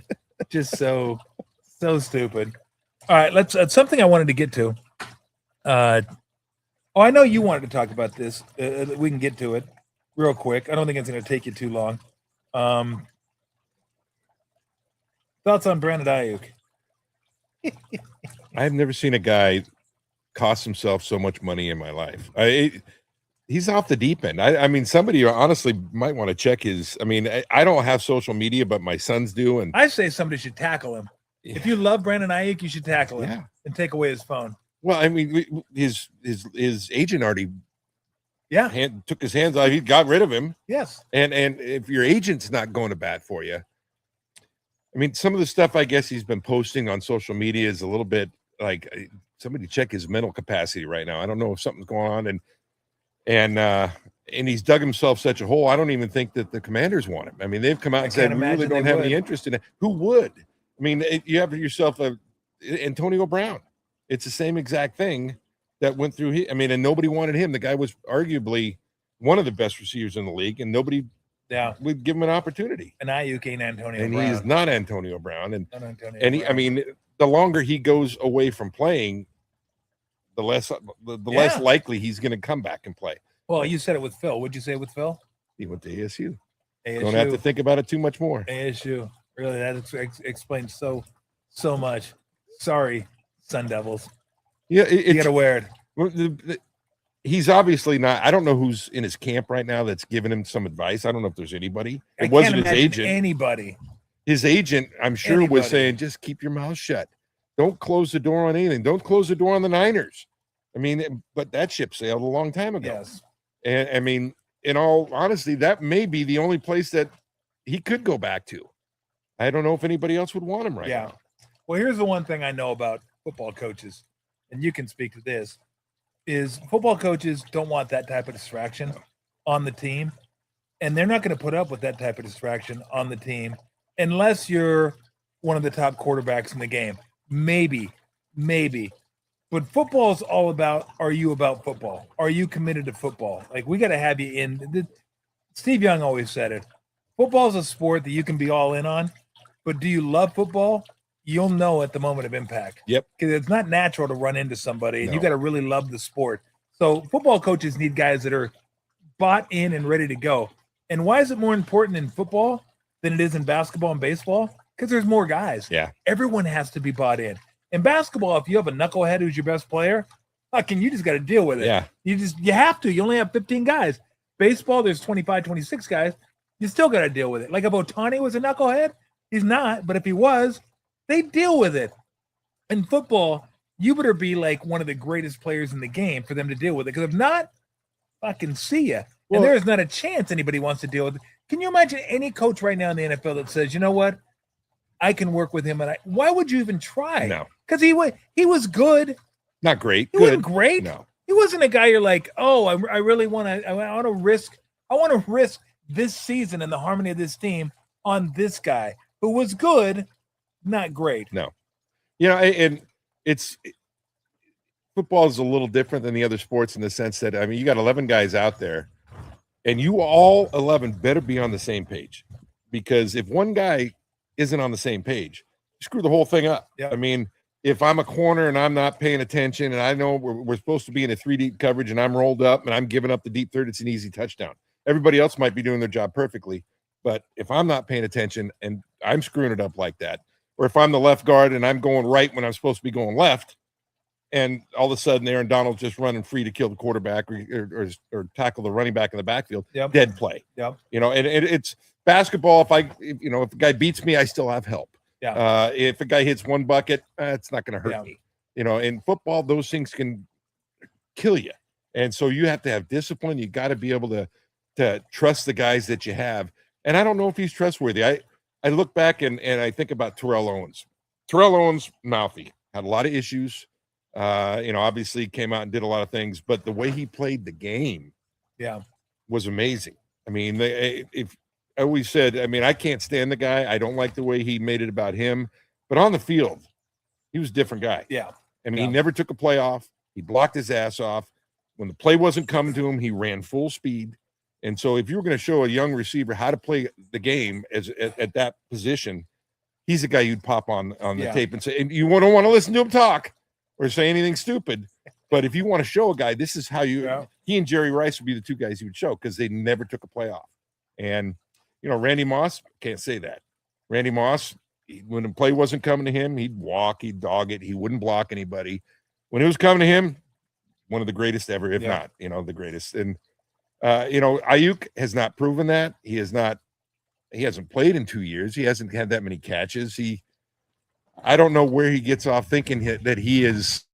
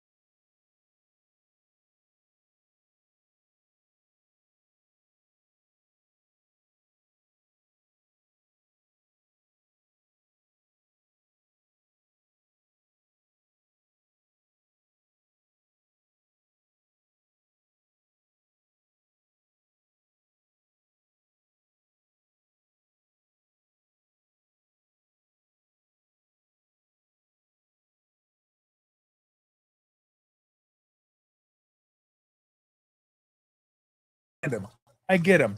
Because it's not about how good he is. And it's always been this way. This isn't analytics. In a salary cap sport, it's not how good you are. It's how good you are compared to what you make. Because you only have so much money you can spend as a team.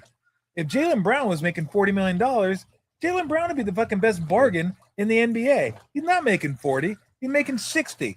And he could be eligible to make 70. That's when you start thinking, that's like 30-some% of our salary cap. I don't know that he's that guy. That's where the argument comes in. And that's where I think a lot of people kind of miss. Because I hate saying he's not, because he is good. He's really good. I like Jaylen Brown a lot. He plays two ways. He gets to the rim. Maybe takes a few too many long-range jump shots, twos, not threes. But there's some things you'd like turn the ball over a little bit. But he's really, really good. But the Celtics got rid of him because he's making a lot of money. And it's a new NBA now where the top guy is making an astronomical amount of money because of the way it's structured, right? You make an all-NBA team, you can make tons of money. There just aren't that many guys that are worth that much money, right? And they want max because they're eligible for max. And you kind of get stuck. Okay, we don't want to give him max. We want to keep him because he's really good. But he wants max. It's going to hurt us in the long run, but if we don't have him, where do we go? Yeah. It's like a quarterback in the NFL. Do we want to pay him $40 million a year? No. Okay, what's your alternative? Shit, we don't have any alternative. None. All right, then pay him $40 million a year. I always thought that was the Cardinals when they had Kyler Murray and paid him that type of money. Like, do I think they wanted to play Kyler Murray? Like, if you have to put in someone's contract, we want you to study 20 hours a week. We're going to monitor your film watching. You probably shouldn't sign that guy to that type of contract, but they had no option because it's quarterback in the NFL. So this is what happens in the NBA. You get these guys who are eligible to make that type of money, but maybe aren't worth that type of money. They're close, but not that type, but they want that type of money. So the Sixers or the Celtics just said, okay, look, you're really good. We want you, but not at that price. Let's just move on from this. And I don't think it helped Jaylen Brown either. Then in a year that he played well, as you said, put him on their back, led him to the second seed in the East. He was really good this year. I mean, the bench was really good, but he was really good. But there was also another year where they won a championship, and he was the Finals MVP. But this was a year he decided to say, that was the most fun I had playing basketball. That's a little bit of a red flag to me. Yeah. It's a little bit of like, well, what? Wait, you won the championship, and this is the most And fun? you were the Finals MVP. And you had more fun this year than you Yeah. had that year? Like, so that's a little bit. So anyway, a long way to get to what I'm about to say.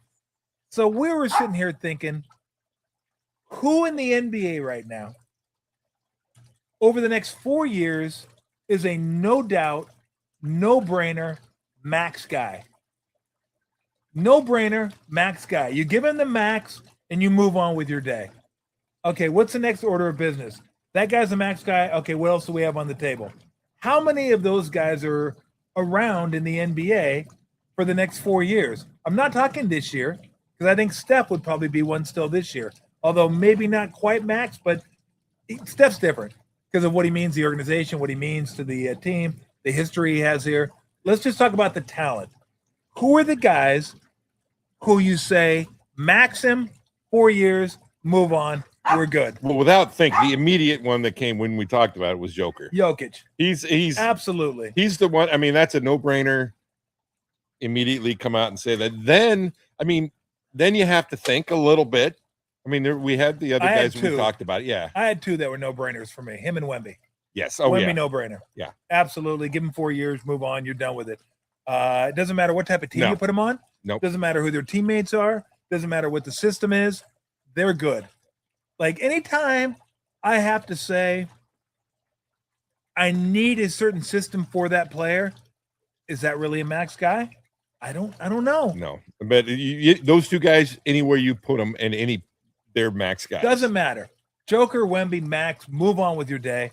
We're done. Wemby might be. I might even be able to say when that contract's up, he might be it for another one.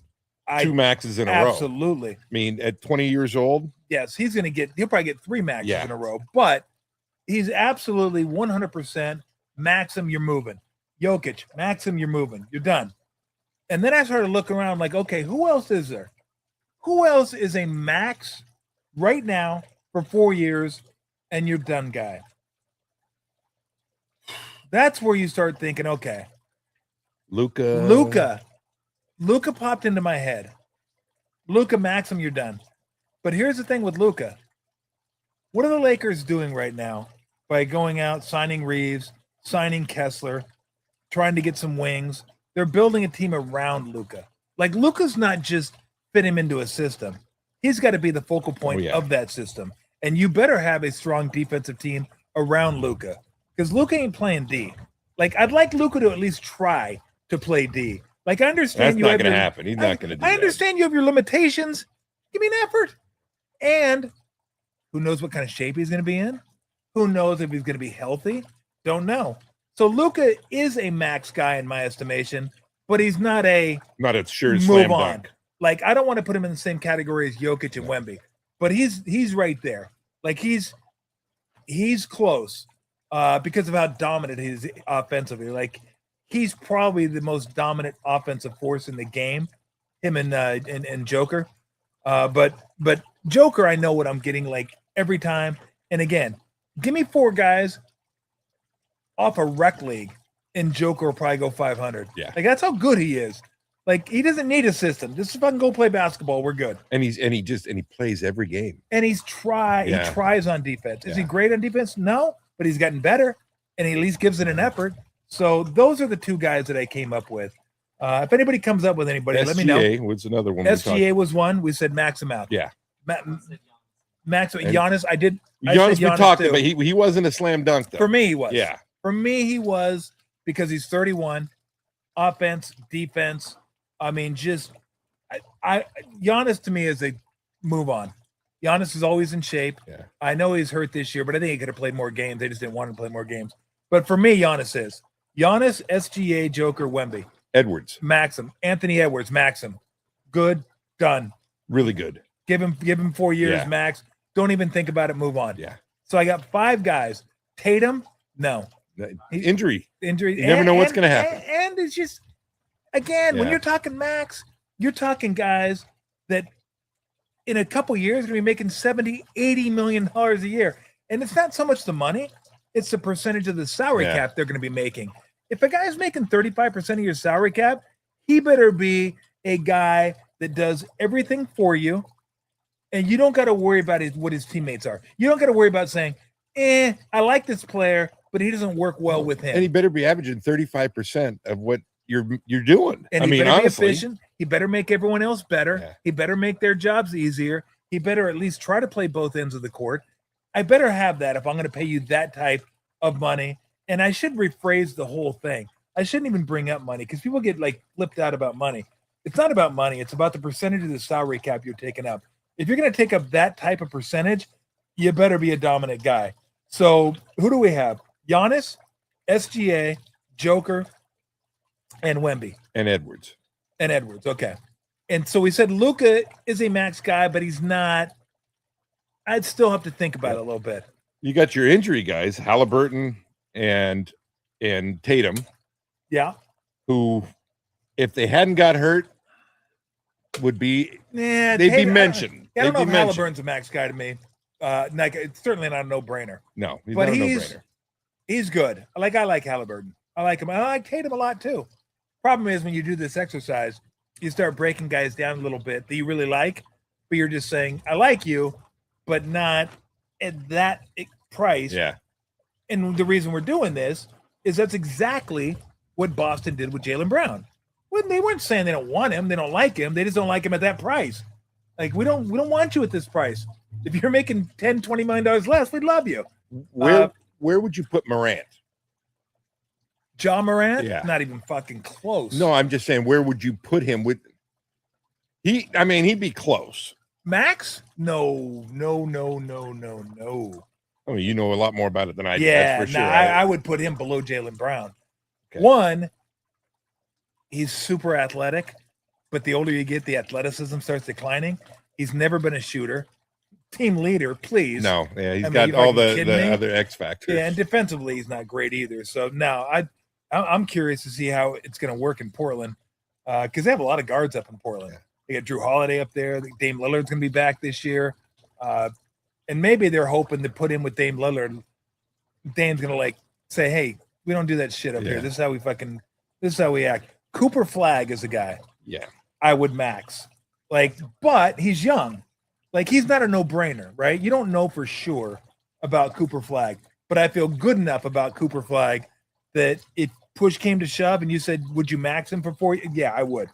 Absolutely would max Cooper Flagg for 4 years. Like, I think Wemby's kind of taken over the NBA. People are going to find out how good this fucking guy is. Cooper Flagg really is awesome. Like, he is awesome. He's really good. Any other names anybody's mentioned? Because I'm trying to look if I can look through the league real quick. We said before. Cade Cunningham. Don't say Brunson because it's not Brunson. I wouldn't want to max him, but like he's a guy that if you're New York, for you, maybe you might would max him because he brought a championship to New York. I mean, Jesus, that's iconic. But is he a max guy? No. Well, not to me. And I brought it up before. I don't think it'd be a smart move, but somebody would max out Steph. They might. For 4 years, you'd be crazy. I know, but somebody would because they, a franchise that's hurting that would love to put people in the seats. They might. And a name like Steph, I think he would draw that type of possible contract. Who else do we have? Anybody in the Bulls? No. Nets, please. Wizards, not a chance. Pacers, Halliburton's about as close as you get, but no. How close is Durant? Not a chance. Not anymore. Too old. Yeah. Cade Cunningham, maybe. Cade Cunningham. Who? Scotty Barnes. Yeah, Scotty Barnes. I love Scotty Barnes. Max said Scotty Barnes. Like, I love him. He's not a max guy. He's not. He's not a Max guy to me, and he's certainly not a no-brainer Max. And let's move on. But I like Scotty Barnes. I don't know if he's a guy on your team that can be the guy, but he's really good at a lot of different things. Like he can pass. His shooting's not great, but he can score. Really good defender. Donovan Mitchell, no. Donovan Mitchell's a really good player. Not that level. Not a Max guy though. But if he will be a Max guy, like Donovan Mitchell's gonna be a Max guy because of what he can do. But to me, he's not like, I don't look at him like Cade Cunningham. I'll give him Max, but I got to think about it a little bit. But he's young. Here's he's one proven. that I may be pulling this one out of my ass on this, but just because you got to face Wemby and you need a guy to defend him, where does Holmgren fall? He's at lower level.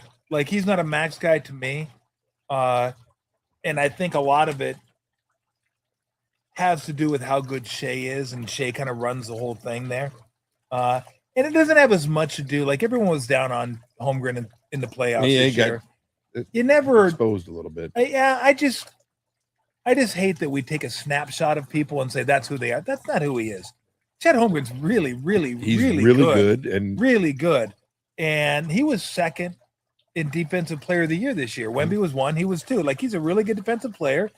He's a really solid player. But if I'm going to max a guy, I want to know that you can be the best guy on the team. And if I need you to, you can take over. He's not that guy. He's not that guy. Like Luka at least can do that. Like I can give the ball to Luka and go, I can do your shit. And Luka will do his shit. Now, Luka. But are you going to win? Well, they got to the finals with the Mavericks. But again, with Luka, you need a team around him that some of the things he doesn't do well, you got to have guys around him that can compensate. But as a dynamic offensive force, again, to me, it's him and Joker, and that's about it. Like Luka's so good offensively, it's astounding. Booker, no, for the Suns. Clippers don't have anybody. Warriors don't have anybody. Maxey now. Like he's again, but Maxey's a guy that will get a max because you don't want to lose him. And that's the problem you run into now. You draft these guys, you develop these guys, and they want to get paid basically what the CBA says they can get paid. And you're like, yeah, but you're fucking going to wreck the team. But somebody's going to give it to him, though. Somebody will give it to him. Yeah. So it's like you have to decide whether you want to be that team. And if you do, then, you end up being in a position like the Celtics are. Can we offload this contract somewhere? And I hate that sports have become that. People are more concerned with the acquisition of cap space and picks rather than players. It's amazing. Like everybody is like an amateur GM now, an amateur capologist. And I don't know if it makes them feel like, hey, I'm a part of this. I can understand this. I can be in on the conversation, whether this team's good, this team, like, how about just watch the fucking games and watch the players? Like I played.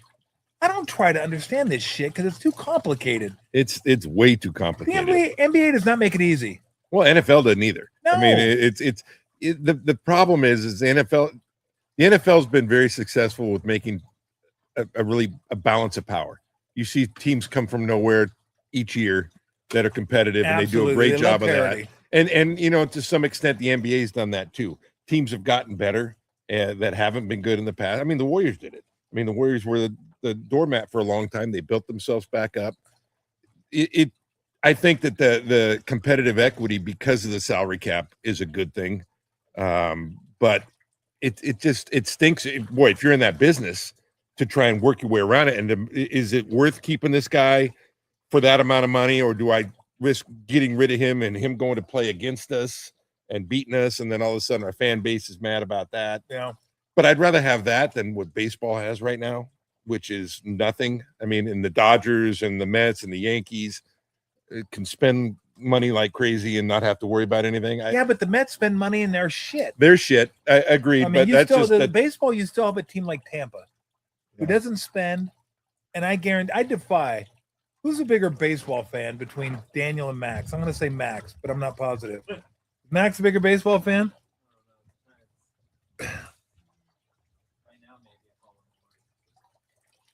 Okay, we don't need to take this to fucking court. Okay, just fucking guess. Okay. Name 3 Tampa Bay Rays starting pitchers. That's the one I could get. McClanahan. Yeah, that's not on the back of anybody's jersey though. 30-year-old rando. No. Okay. Okay, but see, you don't. That my point is like you can be smart in baseball. Like Cleveland doesn't spend. They're pretty good. The A's don't spend. They're around 500 at least. Like they have a chance to win that goofy division. But it's interesting. I don't know if this is the case anymore because the NBA, I think, has had 8 different champions over the last 8 years. Baseball, the sport that didn't have a salary cap, had more champions over the last 20 years than any other sport, which is crazy to think about because everyone always says, basically now it's because the Dodgers. Yeah. The Dodgers spend, the Dodgers win. But before the Dodgers started winning, there was a bunch of different teams that were winning. So I don't know that the salary cap is the answer. I think the answer is having smart people and letting smart people do what they do instead of having somebody fucking like an owner, like an Artie Moreno. I didn't have to mention your his guy. name. Yeah, he's not my guy. He went to Arizona. You fucking U of A guy too. Fucking me right in the ass. Just unbelievable. Like, come on, Artie, sell the team. God damn it. We've run out of lube a long time ago. Okay, I'm done giving you guys chances. So I don't know that the salary cap's the answer anymore, though. Well, I don't think it would hurt. I mean, that's for sure. I think what it would do is it would make some of the bottom dwellers that are year in, year out towards the bottom more competitive quicker. And it would force some of these owners to possibly have to step up and spend a little bit more money. I mean, the A's notoriously... their owners, they've never wanted to spend money. Yeah. The last 30 years they haven't wanted to spend money. Yeah. And I think what is their philosophy? Do we want to win, 90 games or 80 games and make the playoffs, make a play-in game, whatever, or do we want to win the championship? And the Dodgers and the Yankees specifically, they don't do it every year, but they have shown we want to win the championship, and we're going to do what it takes to win. We may not win it, but if we don't win it, we're going to go out and get more guys that can. Yeah. And it's kind of refreshing to see an owner that wants to do that, but it would be nice if they couldn't stockpile and just get everybody known to mankind. It is a desirable place to go. You got good weather, playing on the West Coast. It's, you don't have to deal with a lot of that stuff. You're living in LA. And well, look, that's the argument for because I mentioned Tampa and Oakland and Cleveland, and there's a couple other St. Louis didn't spend any money this year. Milwaukee, thank you. But here's the argument against that. I'll make an argument against my argument. Those teams never win. They make the playoffs, they do well, but they don't win championships. So even though there have been different teams that have won championships in baseball over the last number of years, and again, I think it's become more into focus because I think all the owners now are like, fucking Dodgers. Are you kidding me? Well, now Ohtani's making $2 million a year. How are we gonna compete with this shit? No one mentions the Tucker contract this year. Yeah. But what has Tucker done this year for him? Like, do you think they're looking at Kyle Tucker going, oh yeah, we got good bang for our buck this year? No. But guess what? They don't give a shit because they're the Dodgers. Well, and the way they worked it, I mean, Ohtani's one of the few guys that can do that because he makes so much money in endorsements back in Japan. But absolutely, I'll only take a $2 million salary. That's the only hit we're going to take on the salary cap. I'll defer everything else for later.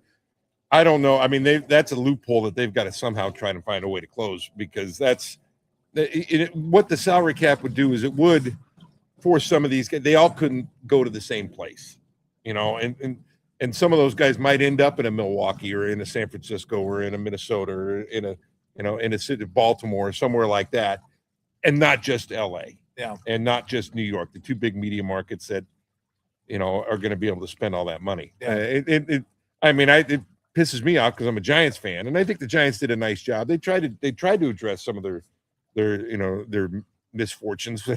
Hasn't helped much, but I'd love to see some of those pitchers that they haven't got. When's the last time they got a good pitcher to stay more than 1 year? Giants. Webb is good because he's part of their farm system. Yeah, he's a draft guy. Oh, you mean they brought somebody in? Yeah, they get Rodin or whatever his name was. Yeah, Rodin. Yeah, Rodin was 1 year. Gosman was 1 year. Can't get him to stay. I thought Gosman was 2. But still, your point is like, they're not getting those guys locked in. Should have signed Gosman. Is that what it was? Yeah. Yeah. And that's the thing, is they're not getting that. And they, you'd like to get a guy locked in. I mean, when they were good for all those years, they had those guys locked in. They were all farm system guys. Yep. But well, they're all of them. I know. Were farm system guys. Posey, Belt, Crawford, Pablo, like the infant Panic. They had all these farm system guys, and then all the pitchers were like farm system guys. I think Wilson, farm system guys. Yeah. Romo, farm system guy. Affelt came over trade. Javi came over trade. I think those were both trade. Casilla was, I don't know if it was trade or free agent. He was other places before he came there. Well, I harken back, and this one just freaking kills me that we went out and got Beltran and rented and gave up Wheeler. You hated Beltran. that one? I did not like it. I did not like it because you knew Beltran wasn't going to come back. Yeah, but they had a chance to win a World Series. But you had a guy named Wheeler was their top prospect, had been their top prospect. But you didn't know how good he was going to be. Didn't know he was going to be as good as he is now. But you Yeah. hate getting rid of a pitcher that's that. I mean, for a guy that's a rent a player for half a year. Yeah. You know, Well, it didn't help that he got hurt. It didn't help. Obviously. I think they were 4 games up when they traded for him. Yeah. And I never get upset with a team trying to add to a strength. Like, hey, if we're winning, let's go ahead and fucking extend our lead. Let's get better. And Beltran, God, he was just such a stud. Yeah, I mean, you could always look back on those trades. You could look back on the Joe Nathan, Francisco Liriano trade. Another one. I mean, that one killed them. But they needed a catcher. Yeah. So they go And out Nathan get wasn't Brzezinski. lighting it up when he was here. No, he got yanked from the I know. game mid-inning by Felipe. He threw like 2 balls. Felipe's like, fuck, that's enough. I've seen that shit. He went and got him. And then he ended up saving 300 games for the Twins. Yeah. But nobody knew who Liriano was at the time. Nobody knew that he'd become one of the best. Like, it was him and Johan Santana. I was like, oh, you fucking digging again over there? God, don't do that. Is he digging? I rebarked, by the way. Anybody, not that you guys care, but I rebarked back here, and Bunny's like, this shit is this new bark. Let's start moving this stuff around a little bit, and we'll be good to go. But yeah, that's the one. And then, you get Brzezinski that everybody hated, unfortunately, but they didn't know it at the time that everyone's going to hate him. They didn't know he was going to knee trainers of the nuts at the time. Like, who knew that? Nobody knew He's that. a different guy. nobody knew that. All right, since so we got to this. I wanted to get to this, and I know. All right, so we stop for a minute keep it rolling. We'll do another taste test. All right, let's do Chipotle. Do Porter. that. Do that before the watermelon. Okay, we'll do the watermelon last. It's Don Picante. Don Picante. A little sombrero. Little story about Picante. Yes. We were, when I was coaching at San Jose State, we were playing in New Mexico State. You fly into El Paso and then you drive to Las Cruces. And we had a lot of kids from the inner city that never been down to that area. Yeah. And we're driving down, and it's a big pecan tree area. And, you're in El Paso, and they think about those things. And so we're going past the pecan trees, and I hear one of the kids behind me say, that must be where they make the picante sauce. And I turned around and looked at him for a minute. I didn't have the heart to tell him. No, that's not the case. Thank you. Not the case. Not the case. Pecans and picantes, a little bit different. Oh, that's hilarious. All right, let's see what we got here. Let's go. Bring it in here. We got a little Don Picante Chipotle Porter. Look at the nice dark hue. I like this. Do you? It's not a real strong Chipotle flavor. You can taste it, but it tastes more like just a straight porter. Alan Porter? Bo Porter? Daryl Porter? Daryl Porter, very good. Porterhouse? Oh, Porterhouse. Very nice. Oh, Jerry Porter. There you go, Raiders wide receiver. Where'd he go to school? I don't know. He stole like $50 million from the Jags. Natalie Porterman? I think Natalie Portman. Now we're getting away from Porters now. I think Porterman. I think he went to West Virginia. Not mistaken. Oh, that's definitely got some chili flavor to it. Yeah, but not an overbearing. I like it. I do too. It's good. Very smooth. I like it. Mm. Yeah, look, if you like pickle, you'll like the pickle one. If you don't like pickle, you're not going to like the pickle one at all. If you're kind of on the fence with the pickle thing, it's pretty strong. I'm just going to tell you, the pickle pretty strong flavor. So I'm not going to lead you the wrong way. I'm good with pickles. That was even a little strong for me. I could probably finish a beer max, just max, but that'd probably be about it. This one though, I like this one. Good sipping beer. It is a good sipping beer, and it's only 6%. Like it's not that strong. I know it's good. I don't think this is one I could drink real fast though. You know, but it's not heavy. No, it's not heavy. Not heavy. You can feel it in your throat. A little bit of the pepper. A little bit of the pepper. A little bit of the pepper. Don't they have porters that work at hotels? They do. Yeah. I don't know what that doesn't really work for me though. Can't say something porter. There's the bunny. Bunny's back. Come over here, Bun. You can get any screen time today. I don't think he comes. Are we out? Does he come when you say "Come here, Bunny"? No. Kidding me? But I haven't trained the bunny. That'd be yet. impressive. I have not trained the bunny. I think we're kind of out of porters. Oh, God. Who was the porter for the Trailblazers back in the day? Hell, I played against him. Yeah. Was it Kevin Porter? Michael Porter? No, Kevin Porter. We went to college with. R.I.P. KP. No, he is a point guard. Yeah, I Terry Porter. Terry Porter. Thank you. Very well. Very good. Very good. I think he coached at Portland for a little bit. He was a good player. Very good player. For a long time. That too. was a good team. Yeah. Boy, they used to kick our ass. They were good. That was they had a lot of guys. That was him and Clyde. Yeah. Kersey, Duckworth, Uncle Cliffy, R.I.P. of course. That's a really good team. I think Buck Williams on that team too. He was old. He was older for that. Yeah, team. he was. Joey Porter's a linebacker yes. for the Steelers. And then Joey Porter Jr. And DB, I believe. Yeah. Okay. Yeah. Okay. Not, you can't look him up. That's cheating. That's exactly what guys with corduroy hats do. Fucking cheat. Oh, the transporter. But thank you very much. I appreciate it. Okay, before we get to thank you, Lou. Maybe we'll get to some America talk here on the 4th of July. Maybe not. I don't know. Let's get to some more, just for the hell of it. Rule changes in sports. Yeah. Because we've already taken care of soccer. Thank you. Like we've tried to help out here. We've tried to help out with soccer a little bit.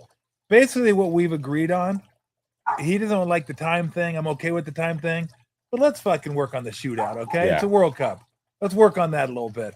Let's try to get rid of the carnival games at the end. You want to do it for, a local tourney. You want to do it for CONCACAF, but not the World Cup. Okay? CONCACAF.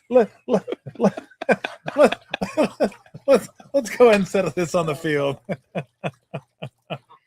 Oh God. Okay, what do we want to do with football? I don't know if there's anything I really want to do. Well, the only thing, and I mentioned this before, that the playoffs. No, it has to. Mine was playoffs overtime, play a quarter. I agree with you. I'm with you on that too. That's my rule change. My other thing is they basically got, you have to declare if you're going to have an onside kick. Instead of that, give them an opportunity, one play.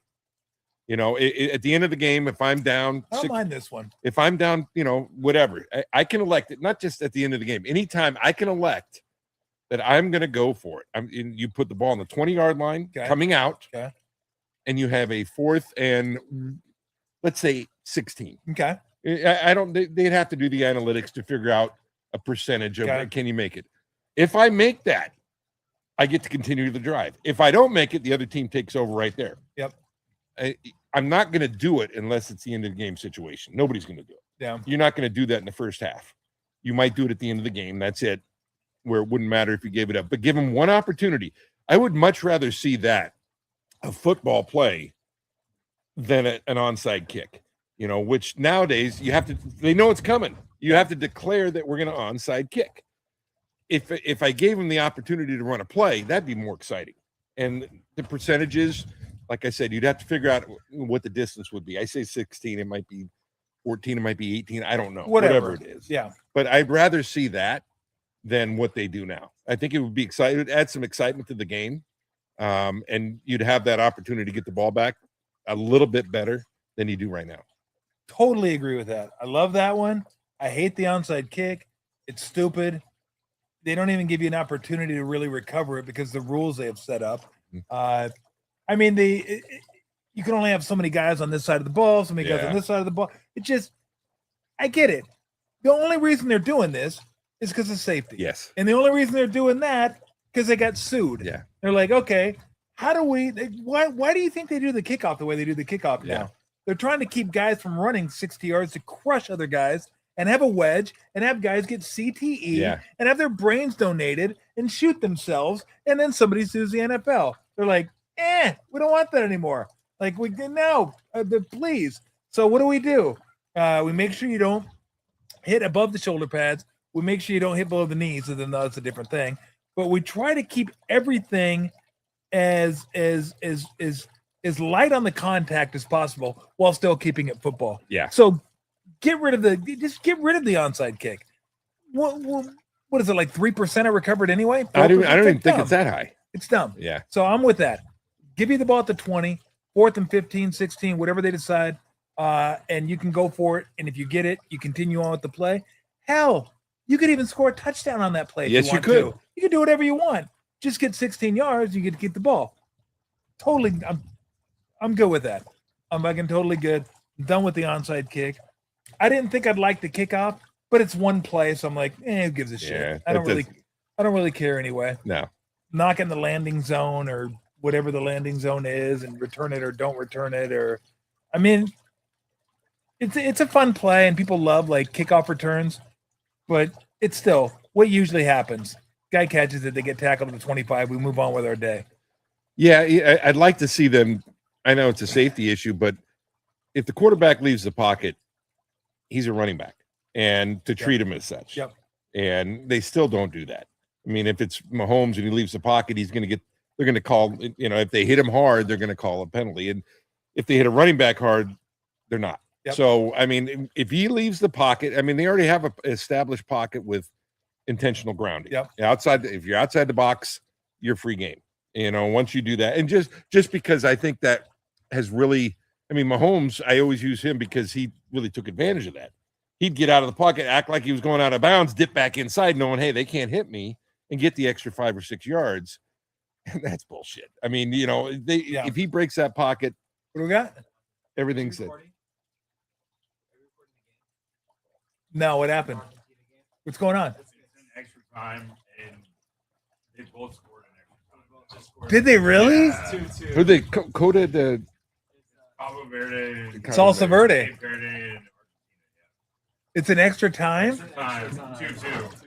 Oh, man. Messi any goals? Did he? Yeah. Wow. How much Fucking time in Cape extra Verde time? We might come to a shootout. Yes, it's 104th minute. Okay, if it's a shootout, we're going to turn Of the that second- around so of we the can second- see what's going on. First half. Of the first half extra time, so we still have 20 minutes. Cape Verde was like plus I know. 1,700 Who'd they beat the other day? to win the game. But I think that was in 90 minutes. Was it, or did they have a draw? They had a draw with Spain. I think it was Spain. Yeah, I think that was their first game Yeah. of the group play. Yeah. First game of the group play. I think they tied every game. I think you're right. You're right. Okay, before we get to the tush push, let me say this, because this one's a little goofy, and I do agree with you, but we all understand why they take care of the quarterbacks. Yeah. Because the quarterbacks get hurt. I do. I get it. No one wants to watch the game. Yeah. It's like, who's playing? Fucking that guy. You kidding me? He was at Middle Tennessee State last year. I don't watch him fucking play. Yeah. Who's the guy for the Broncos in the AFC Championship game? Oh. But he was like a known guy. Like he went to Baylor. He was at he was a guy. Stidham. Yeah. Well, just don't throw. They should have won that game, but Peyton should have kicked the field goal. Anyway, don't get off on a tangent. So here's my rule change in the NFL. That's a little bit out there, but hear me out on this. They're worried so much about concussions and where you hit people and using your head as a weapon and the design of the helmets nowadays. Let these guys use their head as weapons because you feel like I'm a gladiator, I'm safe. This helmet can absorb so much shock and I'm good. Here's my idea. How about they take the face masks off of the helmet? I'm not disagreeing that way with you. guys not going to lead with their face. Yeah. You'll still have the protection of the helmet, but you're going to learn how to tackle with your shoulders, not your head. You stick your beak in there. You may get it busted up a little bit, but you're going to get the protection. But we're going to have a safer game because guys won't launch into tackles feeling like, oh, I'm invincible. I got this helmet on. I got this shoot on. Shoot 9. Shoot. I can kill somebody. So what do you think about that? No face masks on the helmets. I might even go so far as to say go back to they have these. It's not a leather helmet, but it's a soft helmet that they use in 7-on-7s and things like that. It's just a protection. That goes over your head. It's like a leather helmet type thing. Why not do that? I mean, you're right. You wouldn't lead with your head. You would not lead with your head. You wouldn't as a running back, you wouldn't lead with your head. And as a tackler, you wouldn't lead with your head. You'd have a lot more broken noses and stuff like that, but they have that anyway. Yeah. It would solve the problem 100%. I mean, look at rugby. Rugby doesn't play with helmets. You don't see the concussion problem. They get concussions for sure. Every sport does. But you don't hear about it in rugby like you do in football, because they don't lead with their head because they don't have that gear. Yep. I mean, I look at soccer. I've been watching all these games. These guys banging heads in soccer too. And, football, just the fact that they're 6'5", 295 pounds running a 4.6 hitting heads. Yeah. The math doesn't add up when you hit. Doesn't add up and they feel like I'm protected. Yeah. I'm good. Yeah. I hit my head. We're good. That is not a bad, I mean, we've talked about that before too. And I agree. It's not a crazy thought. It's not a crazy thought. And it certainly is outside the box. And I'd love to see it because I don't think it would change the game. I think it, as far as how it's played, I think it would, as far as how you tackle and do things that way, it would change. But the strategy of the game's not going to change because of that. Dudes used to play with fucking two cross, like, and it was below their chin. Yeah. Like it's like what are they doing? You shitting me? I got one cross, I got like one bar. I mean, so they could play without the face mask if they wanted to, because some of these things are full on cages. Oh yeah, they're just full on cages. Yeah. All right, what do we got going? It's still tied. Okay. And the tush push you talked about. Okay, tush push. You know what? Stop it. It's just stop it. The only thing that I think they have to do a better job is they have to do a better job of officiating the offsides because specifically Philly, they had it down to a science and they were jumping the gun a little bit and it wasn't getting called. That's a penalty. They got to make sure they cover that. But it's just it's a running play. If you can't stop it, why not do it? And I mean, you can't say you can't throw the ball. Your guy's faster, so you can't throw it to him. No, it's a play. You got to try to develop a way to stop it, but they do have to officiate it better. And all the replays that they show, the offside penalties that weren't called, those are the things that they've got to fix on that. Totally agree. Take care of the false starts. But here's always been my point with the tush push. Always been my point with the tush push. Who else does it? Nobody. I've seen teams try to do it. Yep. They fuck it up all the time. Yes, they do. I am like, they start too quick, or the quarterback doesn't take the right angle, or the quarterback doesn't have strong enough legs to push himself, or the offensive line doesn't get low enough and they get stuck. Look, anybody can do this. Yeah. If it was so easy to do, anybody would do. And do I love it? No. Is it aesthetically pleasing? No. But they have found a way to get themselves in a position where they only have to gain 9 yards in 3 plays to get a first down. If you want to do that, go ahead. It's America. Do it. It's the 4th of July weekend. Feel free. Go work on your tush push. Anybody can do the tush push if you want to. All you got to do is teach it right, have a quarterback who has legs like tree trunks and doesn't mind sticking his head down in there and digging out a yard. Please be my guest. But no one else can do it. So what happens is is one team does it, one team takes advantage of it, and everyone else gets butthurt. Please go away, figure out a way to stop it, or do it yourself. I want to get Walker Tolbert's thoughts on the tush push. Uh-oh. Ban it or not? Uh-oh. Leave it in. Good. You're with us. We agree. Thank you. He's wearing a LA Dodger hat. What's up, buddy? What? He's not a fan of it. Where are you going? You know, it's Hey, guys. we're getting updates on it now. It's Jalen Hurts does it really well. Yeah. He understands it, and He may do that better than anything else he does. he might. You know what I really like though? It's a possibility. Is I like He didn't really throw it worth the shit. I like the 1 out of every 15 that they run a little gadget off of it. And they'll bring a guy around. Yeah, it's like a veer play. And you know what? It's like stealing because Yeah. they get it every. I mean, if you do it every now and then, you're gonna get it. And they incorporate it enough. I think the O-line coach with Philly does a great job of teaching it. So, I mean, he obviously has an idea of what to do and does it. I mean, every other O-line coach tries to emulate it, but they can't. And I don't know if it's partly. It's got to be a lot of factors. It's the way they teach it. And it's Jalen Hurts being able to do it because physically he's perfect for it. Yeah. Like, Well, the one thing they do that I always notice when I watch this is there's always a second surge. yes. It's into the line, And then all of a boom. sudden you see whoosh. Well, And I don't know if they keep their legs like closer to their body, so they have that second kind of yeah. they hit it, and then they're able to go. I mean, look, Jaylen Brown. I'm back to basketball, although he is playing for Philly. Yes, he's in Philly now. Exactly. Hurts. Obviously, his leg strength has something to do with it, but he's really good at just finding that crevice, and he waits.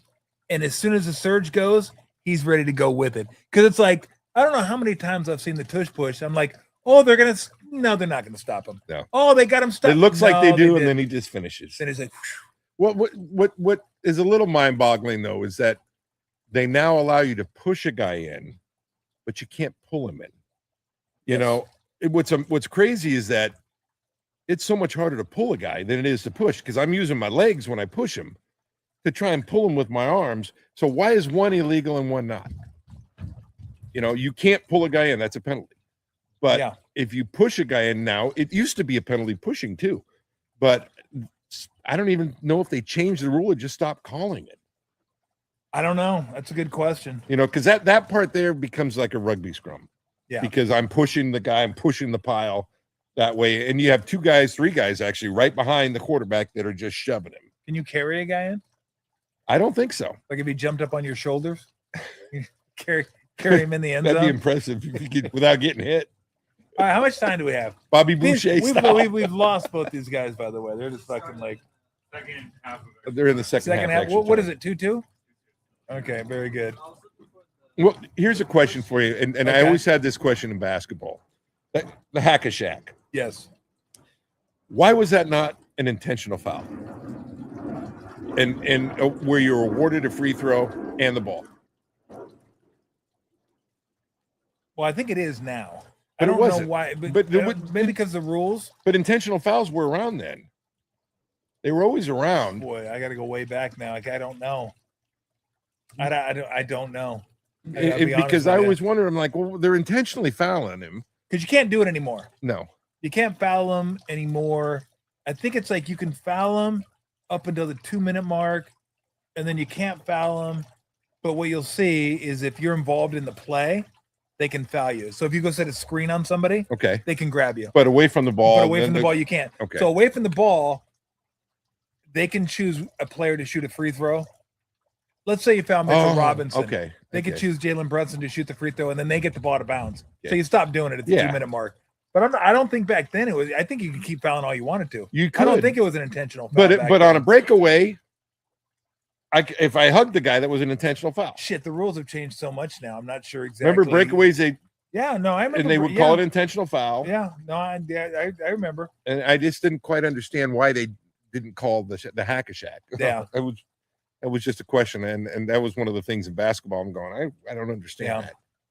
All right, before we wrap things up, we got to try our watermelon lager too. We don't have to. Well, we're going to. Let's get the watermelon lager out. So we're down with the dill, up with the pepper. Yes, so far. And I think we're going to be down with the watermelon for Bergie because I don't think Bergie's. No, I'm going to try it. I'm going to. But you've already. I'm not a fruit guy. You've already set the template. Established the. Basically, I think basically right now you're thinking you're not. You're thinking you're not going to like it. Chipotle porter. All right. I like this though because it's not like heavy watermelon. Oh, I can smell it. I kind of like this. Now, Bergie may vomit. Don't do that. That's our sponsor. Don't vomit, please. No, I love fieldwork beer. Are you a vomit guy? No, I'm Are you a vomit guy? Not a vomit guy. Dude, I have vomit lager for you. It's incredible. It's not like those. Remember those Jelly Bellies that used to make the vomit? Oh, vomit? So gross. The peanut butter. I mean, the butter popcorn was the worst. Oh, vomit was awful. But we still did. Now, do you eat watermelon? How many things are you going to try that somebody gives you and says, "Hey, taste this. It tastes like vomit." No, I don't want to taste that. No, I've always wondered what goes through people's mind when they go, "Oh, this tastes like shit. Try it." Yeah. Like what? Why? Or this smells like shit. Smell it. No, I don't want to smell it. What are you talking about? Now, do you like watermelon? Mm-mm. Oh, okay. Well, then if you're not, of course, you're not going to like it. I don't like fruit. Well, hold on. You know that. No, I don't know that. You know that. I don't. No. I don't. What do you mean you don't like fruit? I don't like fruit. I don't eat much fruit. I don't eat fruit. I mean, what do you mean you don't like fruit? Steve Davidson knows his friends. You live in the Bay Area. What's that have to do with it? Is that okay? That joke? Maybe. I mean, I'm sorry. If you're Davidson, that's a good joke. I try to be woke, but yeah, Davey's probably happy. He's listening. Oh, that's a great joke. That's a funny joke. So nothing. No peaches. God. Tangerines. No. Apricots. No. Apple. No. Banana. Grape. What the fuck? I like juice. I like orange juice, apple juice. Oh, Argentina scored? Yeah, really? You know what? I think you're like fucking Al Michaels, except he doesn't eat vegetables. No, here's the thing. I will eat it. But well, thanks for fucking turning the TV around. The game's already fucking almost over. I will not pick Hogs. it. If it's sitting on the table, I will not choose it. But don't you worry about scurvy? Vitamin C pills. Jesus. Yeah, I haven't worried about scurvy for the last couple hundred years. God damn. That or rickets. Or rickets. So no fruit. Nope. How did I not know that? Yeah. I don't know. Yeah, I'm sure maybe you told me, but yeah, that's fucking amazing. Every vegetable in the world I eat. I love them all. Everything. Do you really? Yeah. There's not one vegetable I don't like. Cauliflower? Oh my God. You don't like cauliflower? Please, not the oh my God. That's like oh my God. Brussels sprouts? That's it. That Cauliflower yeah, it tastes like cauliflower. Cauliflower tastes like cauliflower, is what it does. How about broccoli? Half broccoli, half cauliflower. Is that like a liger? Like half lion, half tiger? Yeah. What is it? Does that sex? It's actually really good. Sex? It's just a little different color. So it's cauliflower broccoli? Mm-hmm. Really? What it is? Broccoli. Broccoli. Yeah, I'm gonna pass because I'm not good with either of them. I'll eat broccoli. See, I don't love vegetables. I'd say my two favorite vegetables are corn and carrots. Green vegetables, I'm not. I don't know. Aren't carrots a tuber? What's a tuber? It's like a potato. I believe carrots. Isn't a potato a vegetable? I don't believe so. What is it? It's a tuber, I believe. What's a fucking tuber? It's got to be one or the other. I don't believe it is. Look that up. Fuck out of here. Fucking tuber. Fucking well, what's a tomato? Tomato's a vegetable to me. Potatoes are botanically classified as a starchy vegetable. Thank you. Botanically, fucking tuber. What are you, a tuber? What are you, a Democrat or a Republican? Tomatoes are a fruit. I'm a fucking tuber. They're classified as tubers, which are part of the vegetable family. With my tuber knowledge. That's way too much tuber Avocados. knowledge. Avocado vegetable. Fruit. Is it? Yeah. Okay. So's a tomato. I think tomatoes both, isn't it? I think of it as a vegetable because I love tomatoes. So I guess if it's a fruit, I like that fruit. And avocado, I love avocado. I've always thought of tomatoes as like, to me, fruits are sweet. Tomatoes, I guess, could be sweet, but I don't think of them as sweet. I most certainly don't think of avocados as sweet. No, they're good. I love avocados. A little guacamole. Come on, let's go. Scientifically, tomatoes are fruit. Okay. culinarily, Culinarily? yes, yeah, but it is scientifically a fruit. So we're splitting it then. So we're like, So you're technically right. so it can be a vegetable. It can be a fruit. Okay. Great. What about avocado? Is that a That's a fruit. That's a That's fruit. a wild fruit. I know, didn't that. and not sweet either. It's not sweet at all. But it's fantastic. Oh, it's fantastic. I love. I believe. So wait a minute. It's supposed you to like be, avocados. I love them. So you do love fruit. That's what I said. Okay. Well, doesn't it?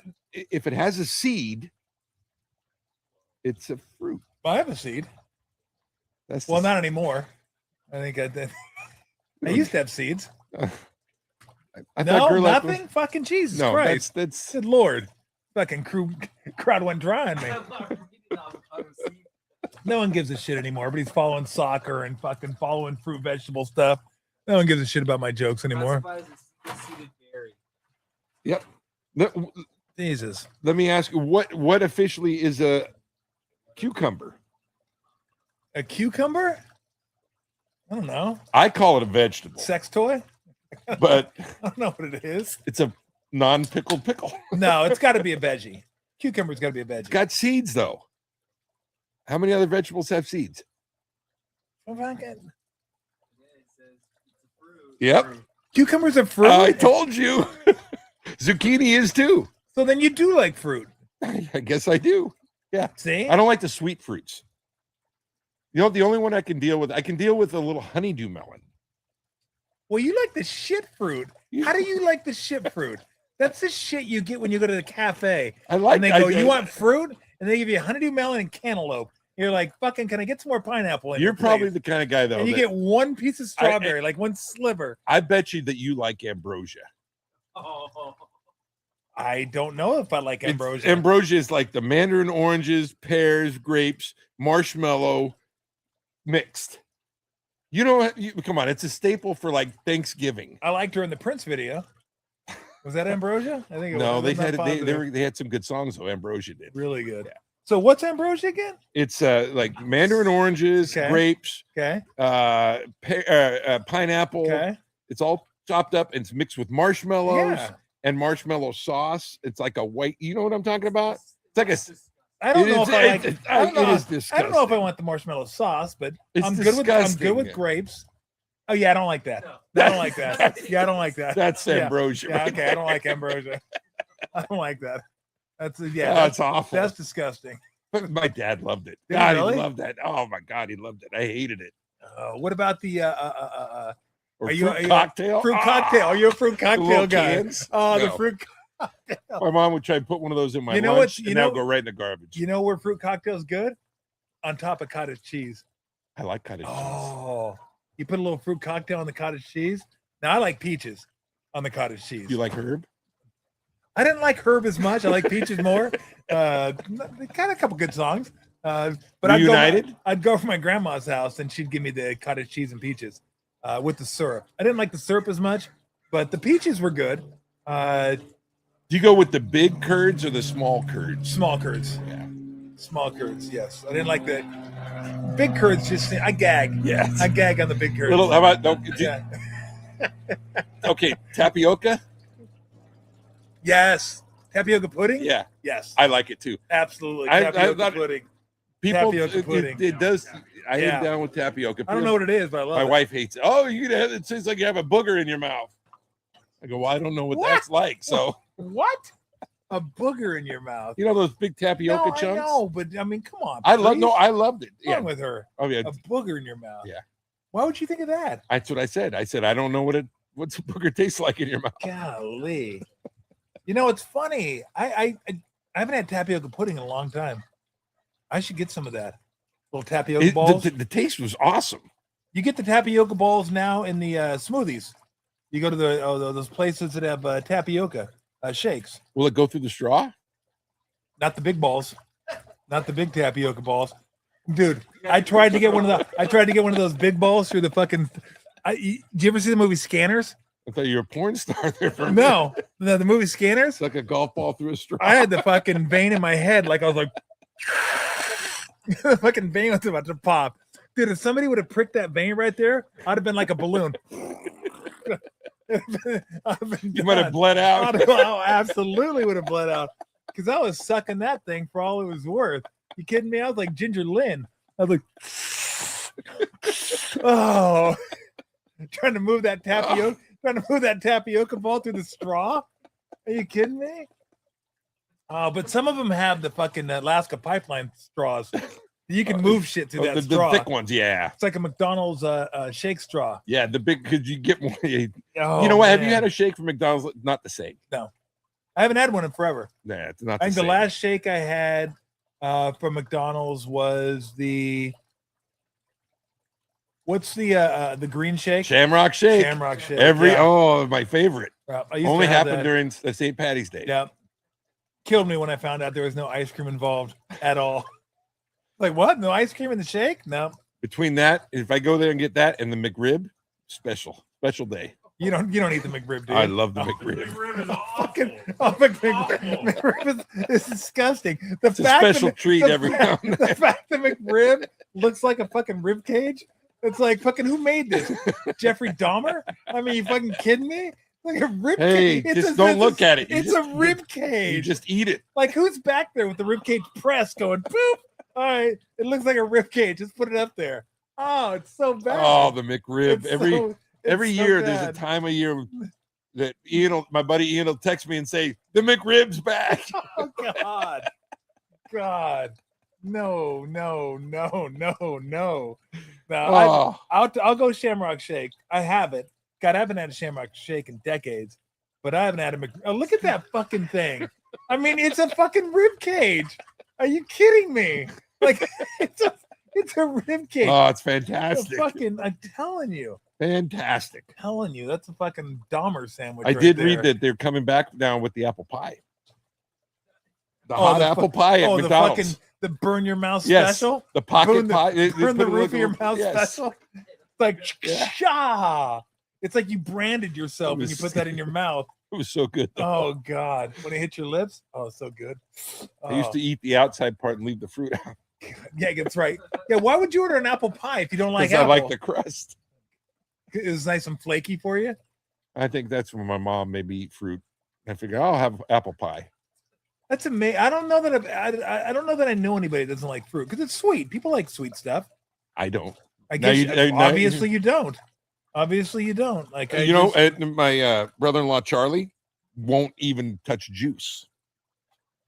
He won't even drink juice. If so it- he hates fruit yes, and juice. yes.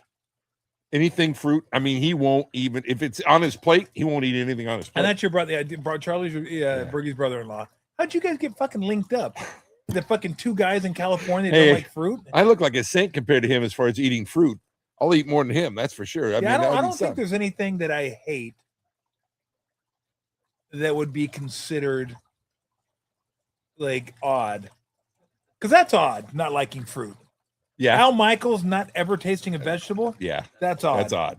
That's odd. Like I've never had a fucking like what? You never had a vegetable? Like I feel like my culinary tastes are pretty much in line with most people in terms of what do you like, what do you don't like, what makes you gag, what doesn't make you gag. Lima beans make me gag, by the way. Really? Oh, I hate lima beans. Hate them.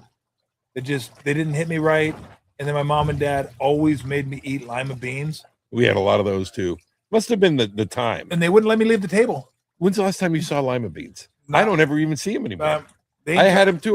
My dad. They ain't used to coming in always this have 'em. household. I tell you that right now. Not a fucking chance. Like my mom and dad would make me sit there at the table for hours, till you finish them. and I finally I was very proud of myself. My two most ingenious ways of getting out of eating the lima beans was spitting the lima beans into the milk, and then pouring the milk into the sink. So I would just spit them into the milk. So it's okay if you didn't drink the milk. It's okay if I didn't drink the milk. They didn't think about that. Yeah. And then we had a ledge at the bottom of the table. I'd line up lima beans at the bottom of the table and just fucking take off. Now, if I forgot about them, that was a problem. Because if anybody started cleaning, they'd be like, "What are all these lima beans doing I here?" can see your dad making you eat them like, 2 days later. God, yeah. Oh shit, he might make me eat a week later.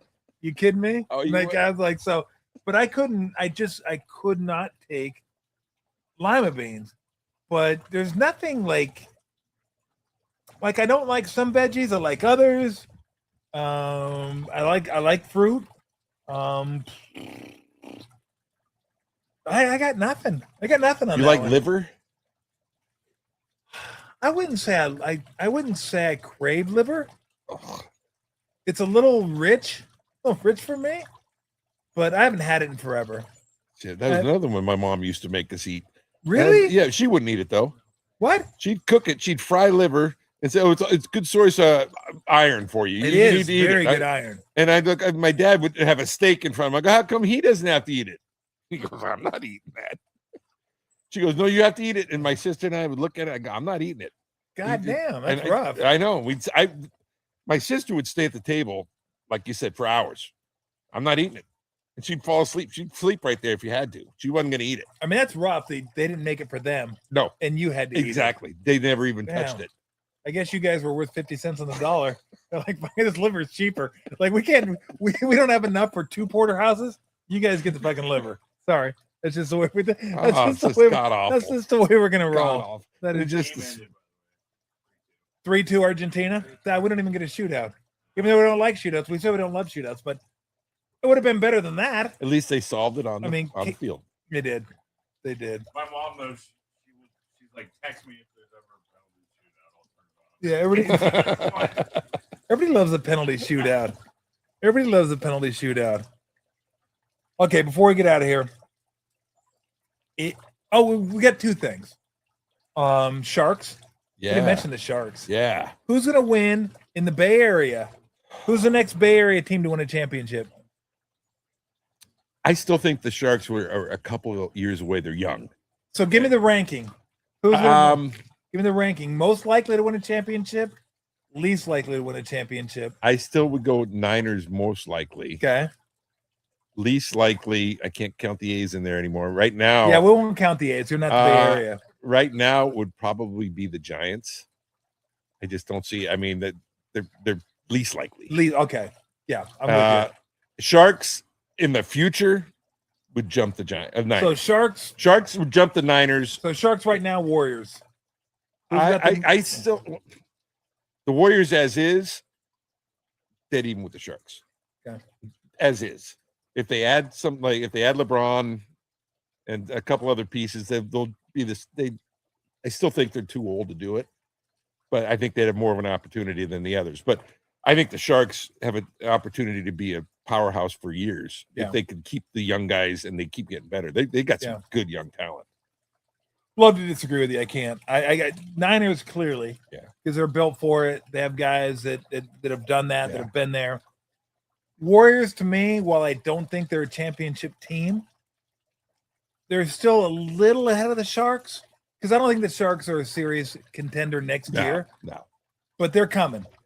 I think this will be the last year in a while. If I were to ask you this next year, I think it's going to be Sharks over the and then I think in a couple years it's going to be Sharks over the Niners. I do too. Like, I think they may be the team in a couple years, but right now, not because I think the Warriors have a good chance to win the championship.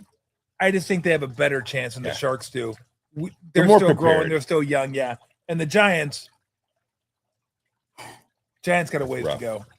They got. We got to start asking this question: Is Posey the right guy for this job? Because there isn't anybody that doesn't love Buster Posey. I know. There isn't anybody. No, there's not. That looks back on his career and says, "God, that guy is like." If you want to say all-time Giants, who is it? It's Mays. It's Barry. Posey. Will Clark. I mean, who are the guys? The legends who are the all-time Giants? Mays number 1. Yep. Barry number 2. Probably McCovey 3. No, I'm going Posey over McCovey. I'm going because he McCovey. won 3 championships and Rookie of the Year and McCovey's batting got 600 title. and how many home runs? No, I get it, but how many championships? How Did he many win? Willie Mays win? None. How many Barry win? None. Okay. I mean, But I think they're but the I think all-time greats. Yes, But I think when you talk about their numbers, it's so far ahead of Posey. yeah. I don't think McCovey's numbers are so far ahead of Posey. They are, but I'll give you that. I mean, You know what? It's 6-1, half dozen. No, they're both great. I'll still take Posey, but I mean that's not an outlandish thing to say. McCovey. No, it's not. And then I think more for sentimental reasons, but he was really good too, Clark, even though he didn't finish his career. Huge Will Clark guy. But point being is everyone wants to see this guy succeed, right? I mean, he won 3 championships here. Like, who didn't love Buster Posey? And you think, oh, Buster Posey's taken over the front office. Like, and I'm not saying it can't happen. I'm not saying it won't happen. I'm just saying it hasn't happened. And the steps he has made so far have not produced any fruit, or in your case, vegetables. So you have to ask yourself a question, maybe not now, but next year, if this team's still like where they are now, you got to start asking yourself, is he the right guy for this job? Because this is a different skill set. Just because you were good behind the plate, just because you understood the game, just because you're the ultimate competitor, whatever the case may be, doesn't mean you get this skill set. Well, you played for a guy that had a unbelievable reputation as a guy and as a player, Elgin Baylor, who for all these years was the GM for the Clippers, one of the worst franchise in the league. So, I mean, just because you're a great player doesn't mean you're good at that. No, it doesn't. And it's still too early to tell. It is. I agree. I think it's not for a lack of effort. I think he's trying like hell to get the guys there. They got to address their pitching situation. Yes, their bullpen is just god awful. God awful. And I mean, I think the starting pitching's been serviceable. They've done a nice job, but how many times have they gone in and given up the lead in the last 3 or 4 innings? Yeah. And if you can't get your starting pitcher to the 8th inning or 7th inning, you're kind of screwed. And that's what's happened. And they've got to address that. I mean, let's be honest, though. Their starting pitching's been shit. Well, it hasn't been. Webb's been incredible the last month. Roop has been okay. Ray's been up and down. Who? Roop's been okay. Roop's been garbage the last month. I mean, but you didn't expect him to get that much. I know, but my point is like Malley and Hauser are terrible. Or just they're awful. Yeah, they're like they could have done so much better in free agency. Than they did. The bullpen is brutal. And look, I think when Rodriguez gets back, hopefully that'll help. He was really good before he got injured. This team was supposed to be buoyed by the offense, and the offense hasn't been as bad as you think it has been. Not you in particular, but I know it's been okay. But the pitching, which always used to be a strength of this team, and 3 years ago we thought was going to be a strength of this team, is not the strength. Here's the one question I would love to have answered. So they trade Tibbs and Harrison for Devers.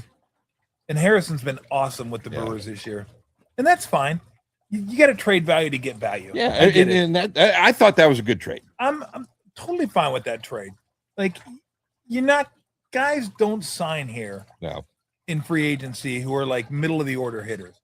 Devers has been that guy. Hopefully he will be that guy going forward. Here's the problem I have, and maybe Boston needs to ask themselves this question too.